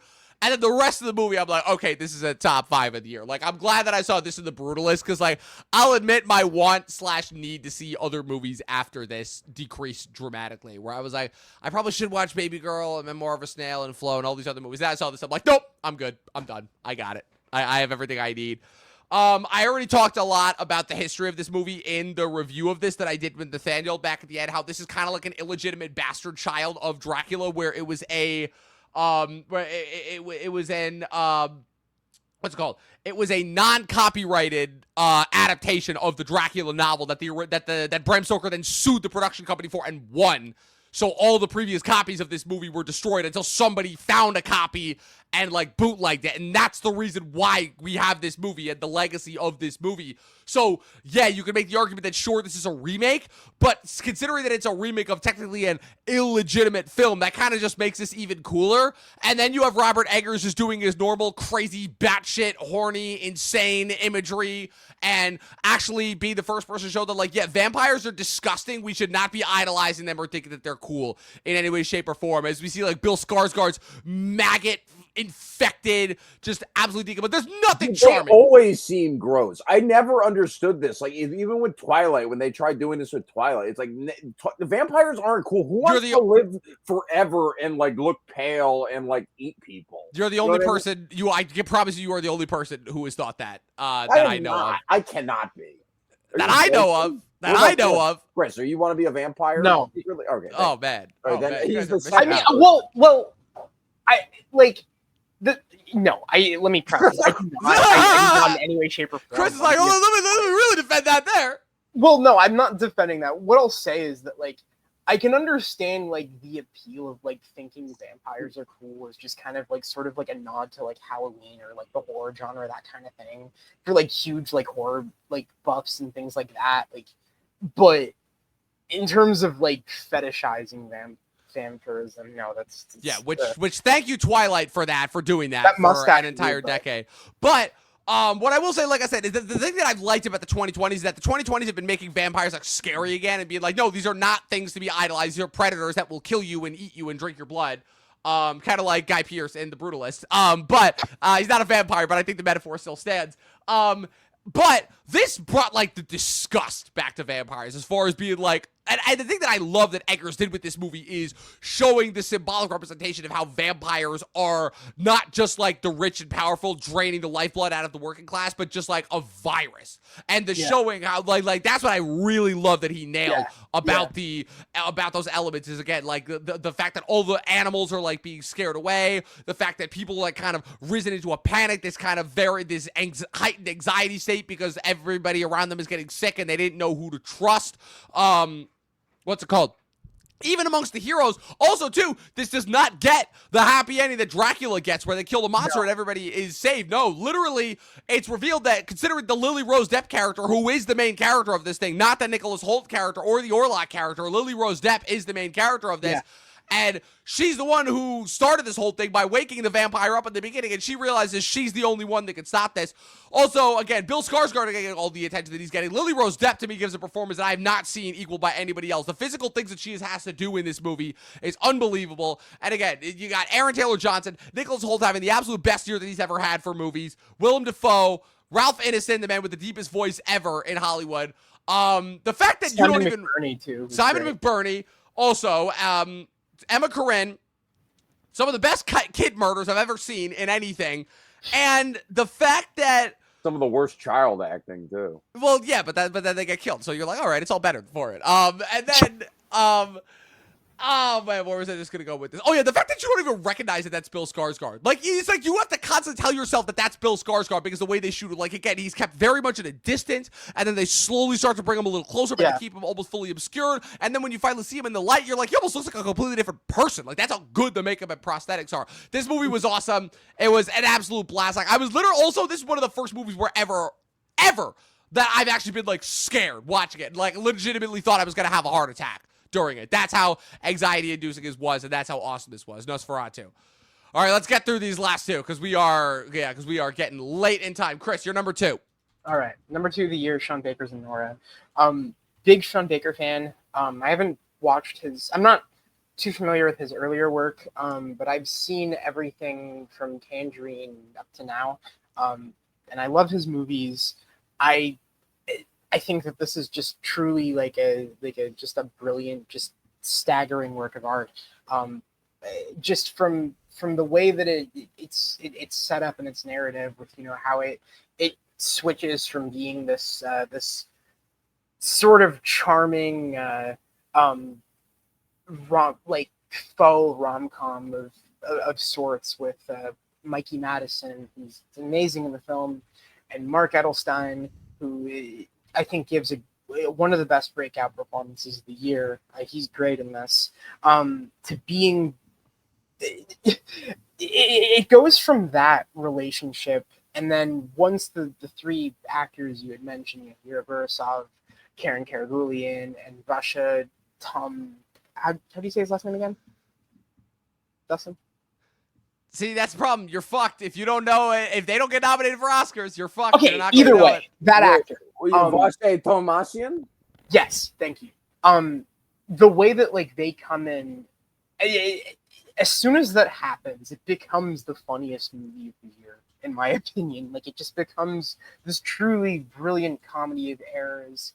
But where it goes after that with its story, with the way it wraps up, with its conclusion, it turns into something that just feels so heartbreaking, so real, and so profound in its examination of a very deceptive relationship, or a relationship, I should say, that's just built on deception, and that clearly was never ever going to last.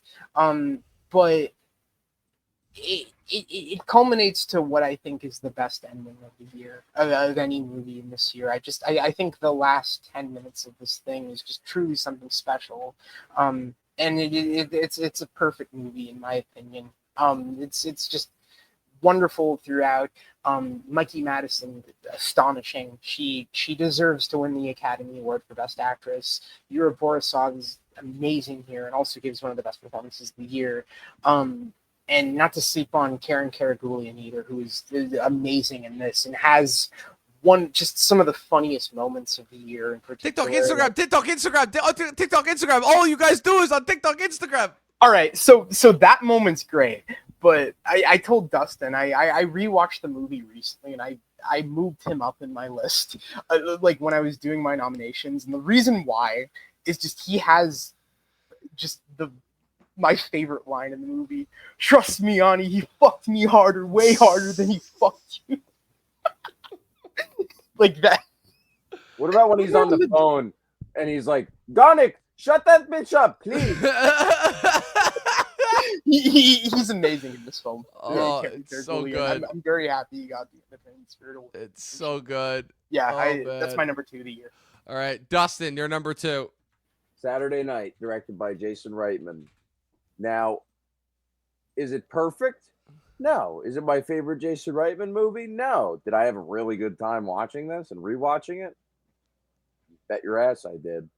It's one of the most well-made movies of the year. Capturing the 70s spirit at Studio 8H 30 Rockefeller Plaza or whatever it is. It captured it, absolutely. And 99% of the casting is perfect, and it is the best cast of the year uniformly, I would say. Gabriel LaBelle, exceptional as Lorne Michaels. Really not getting enough credit. Deserves a Best Actor campaign, in my opinion. One of the best performances of the year, for my money. And Lamorne Morris, spot on. as Garrett Morris, they're not related. They're not all related. But they don't all look alike. But Lamorne Morris was perfect in this movie, and this is the best performances of his career. I've liked him for a long time, and this feels like just a beautiful serendipity for him. And and he was one of the few people who auditioned for SNL and didn't get it, but got this movie. And now look, he's phenomenal in it. But he didn't even get a NAACP or Black Reel Award nomination for this, which is nuts because he's outstanding in this. Corey Michael Smith is Chevy Chase, phenomenal. Tommy Dewey is Michael O'Donoghue. Dylan O'Brien as Dan Aykroyd was good. Matt Wood as John Belushi was terrific. Really great cast. One of the best scores of the year, John Batiste. Yeah. And he was terrific in the movie too as Billy Preston. J.K. Simmons is Milton Berle. Willem Dafoe is David Tebbutt, who, probably the biggest fallacy in the movie is that David Tebbutt wasn't the guy who was like rallying against the show or like casting doubt on that night. So I don't know why they made that decision to make that guy the antagonist, quote unquote, even though he foreshadows his whole arc in his opening speech to Lorne Michaels in the elevator, where he's just like, even when people tell you not to, even me, you go against them. And it's like, okay, are you just spelling out the plot of the movie? And he kind of was. But the movie, other than that, was like super entertaining. Andrew Barth Feldman as his cousin Neil. He has one of the best sequences of the movie. And Cooper Hoffman's terrific too as Dick Ebersol. He does have like that aura that his dad had. I don't know if he's going to be as good as his dad, but he is great for especially for his age as well. Just a terrific film front to back. I think it has the best screenplay of the year, dialogue wise specifically too. And I just think the way he directed this, the way the movie looks, the attention to detail, to the production design, the costumes. They could have got the George Carlin cast a little bit better, even though that's a fun performance. And Nicholas Braun could have been utilized a little better. But yeah, I just think this was a terrific film. Yeah. Loved it. Number two, good movie. Good movie. I'm really excited to rewatch it. My number two, easily the movie that made me cry the first time and the second time when I rewatched, just to affirm it, Wild Robot. For me, this hits a little bit home because for me, what this movie does is this movie kind of works the way that Soul did when I saw that in 2020, where Soul was like the end of like the Pixar era that I had growing up, and this is like the end of the DreamWorks era that I was kind of familiar with growing up, especially since they even said this was their last movie that they were animating in-house. It's from the co-director of How to Train Your Dragon, Chris Sanders. The score is unbelievable. The animation is gorgeous. It's very, very reminiscent of Studio Ghibli as well. They're very much doing a play of like they're doing a very it's a very heartfelt, emotional story as well, with a lot of the usual old school DreamWorks goofball antics. With like I said, it's a powerhouse, just gut punch of an ending where, again, one of the most ridiculous setups ever, where you have an Elon Musk robot that crash lands and ended up befriending a bunch of woodland creatures. But the real story here being that it essentially has to act as a mom, where when it accidentally destroys a nest of goose eggs, it ends up raising the sole survivor as its own, and it ends up kind of being this very poignant message about what it's like to be a parent and watch your kid go off into the world and have to see them struggle on their own as well. And also, of course, the usual stuff about teaming up with unlikely friends, overcoming adversity, all that. And this is nothing in this movie that you haven't seen before. But it's just how well it's done, and the voiceover talent, which is all great. It's led by a spectacular Lupita Nyong'o performance who hits all the beats that you would expect her to, and more. Yeah, it made me cry both times I saw it, and I'm not ashamed to have put it I'm not ashamed to put it this high because it is just that good. Wild Robot. All right, Chris, wrap it up. What's your number one best of the year? All right, my number one of the year is Jane Schonbrun's I Saw the TV Glow. All right. I've watched this movie 4 times now. I saw it. I drove an hour and a half to see it back in June. It didn't come to a theater near me until June, even though it got its limited release in May. And ever since I saw this movie, I have thought about this movie every waking day of my life. It's a movie that has haunted me. It's a movie that just has made me think so much about what I know. Obviously, that Jane Schonbrun, has cited this film as being a film about the trans experience and all that. And I think those elements of the story, I think, are there. I think they're present. I think they're explored in a way that's very poignant and clearly feels very personal. But I think beyond that, what I think it really struck me about this story is ultimately it's a story about pain and dejection, in the sense that you're watching Owen and Maddie, two characters that are just so deeply kind of like heartbroken, and just so deeply like at like far removed from the space that they occupy and the worlds that they live in, and then how much they seem to just fail to fit into society, and how heartbroken they are with their relationships and their families and everything like that. And they just find this show, which in the film is the pink opaque, that they use as a means of escapism. And what I think that's just so beautiful about this movie and this story ultimately is it's a poignant yet simultaneously devastating story about the things that we bring into our lives when we're lost, when we're feeling confused, when we're alone, that bring meaning to us, and what that does to us, what that does to us mentally, what that means to us over time, and how no matter how confusing things get over time, we always have those things. We always have those things that live in our hearts. And I know that in the context of this movie, that's obviously a lot more complex and has a lot more weight to it than just being just that for director Jane Schonbrun. But I think it's an incredibly well made film. I think the cinematography is the best of the year for my money. I love the editing, the score, the soundtrack I've listened to a million times. So many good songs, just such brilliant utilizations of of just the original songs. And I know A24. I think they spent I forget how much money they spent. They got like 15 original artists to just write like 15 original songs for this, which I think is really, really cool.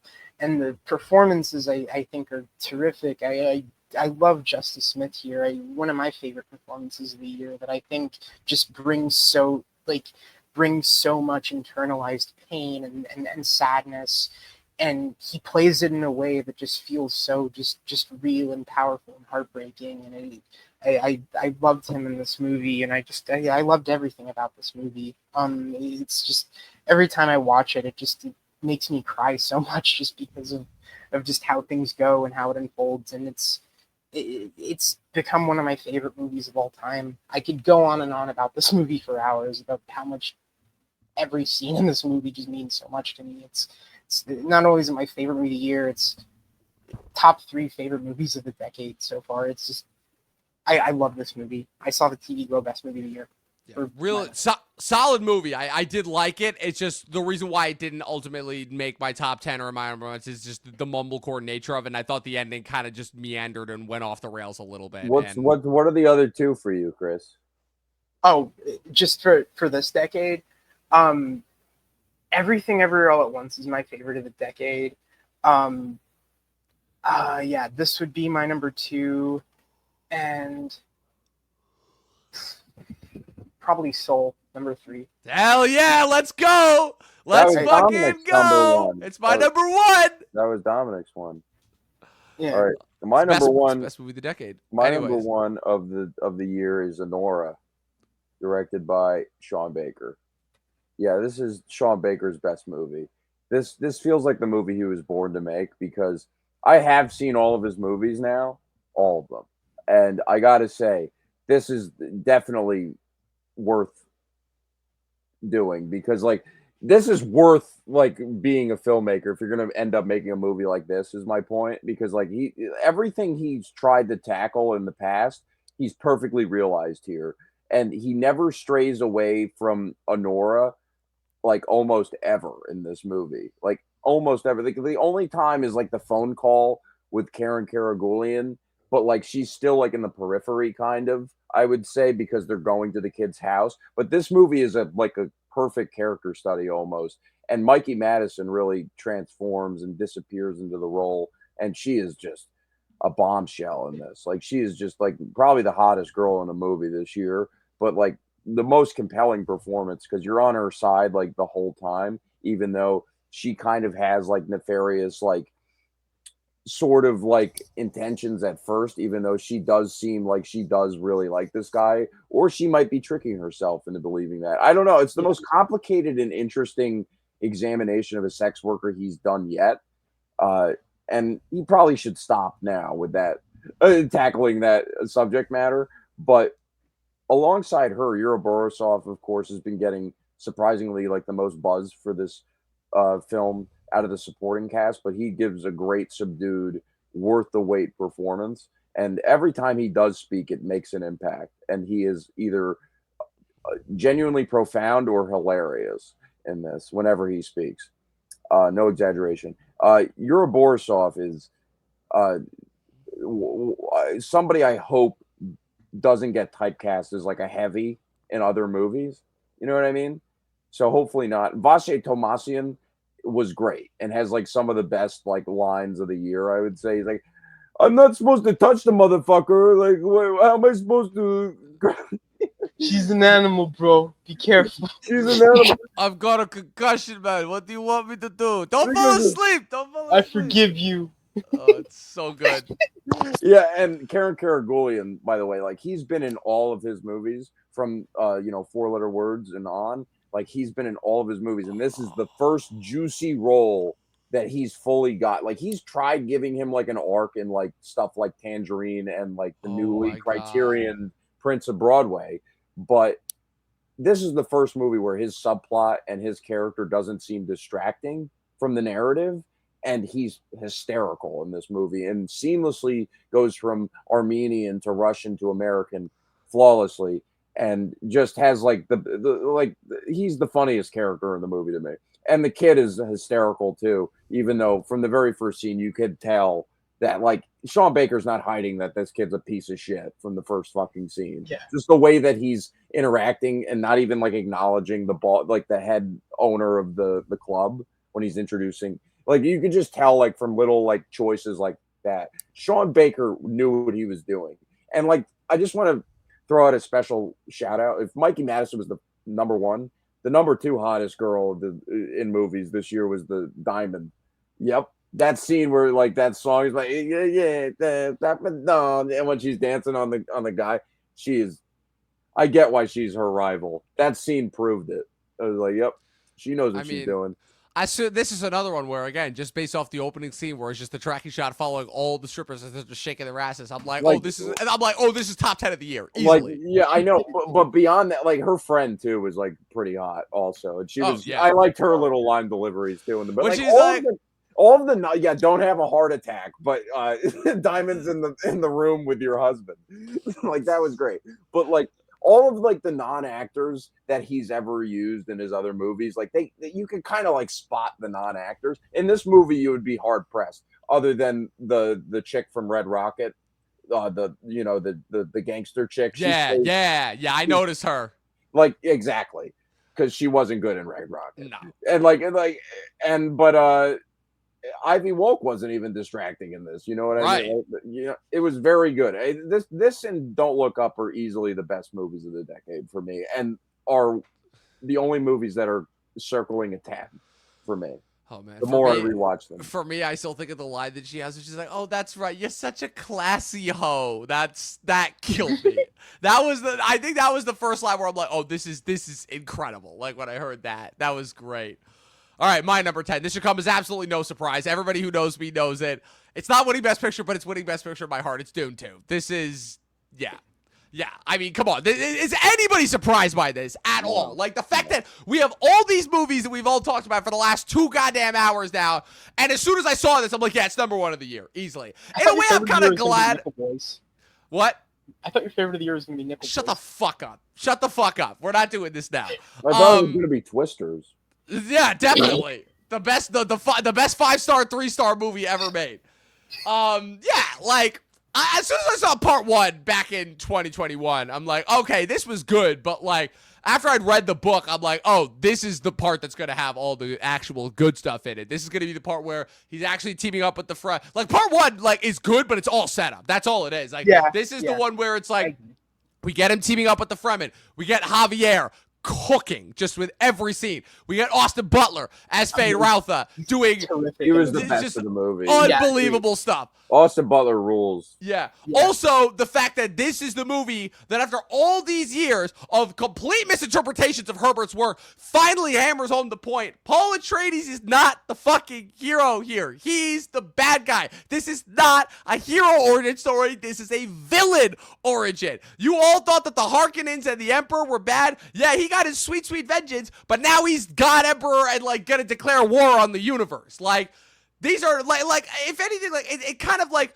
would go under the radar as far as, because again, the spectacle was going to be the most talked about part of this. But in the year 2024, I would argue the year that we were at our most skeptical and least trustful of those in power. This to me is the ultimate cautionary tale against achieving absolute power, you know? Because again, that's the thing about it is, you get all this momentum and you have all these people that are rooting for you and championing you because you're better than the seeming, you know, current status. But then they get that power and then everything shifts, you know? It's just kind of the whole idea of this story is just all about how, again, we should not, how ultimately, first of all, nobody should ever have this much power, and it goes so much to say that it doesn't matter what the term is, a president, a prime minister, nobody should ever have this much executive governance power over the rest of the body of people. It shouldn't be a thing. I'm sorry, but like that shouldn't be a thing.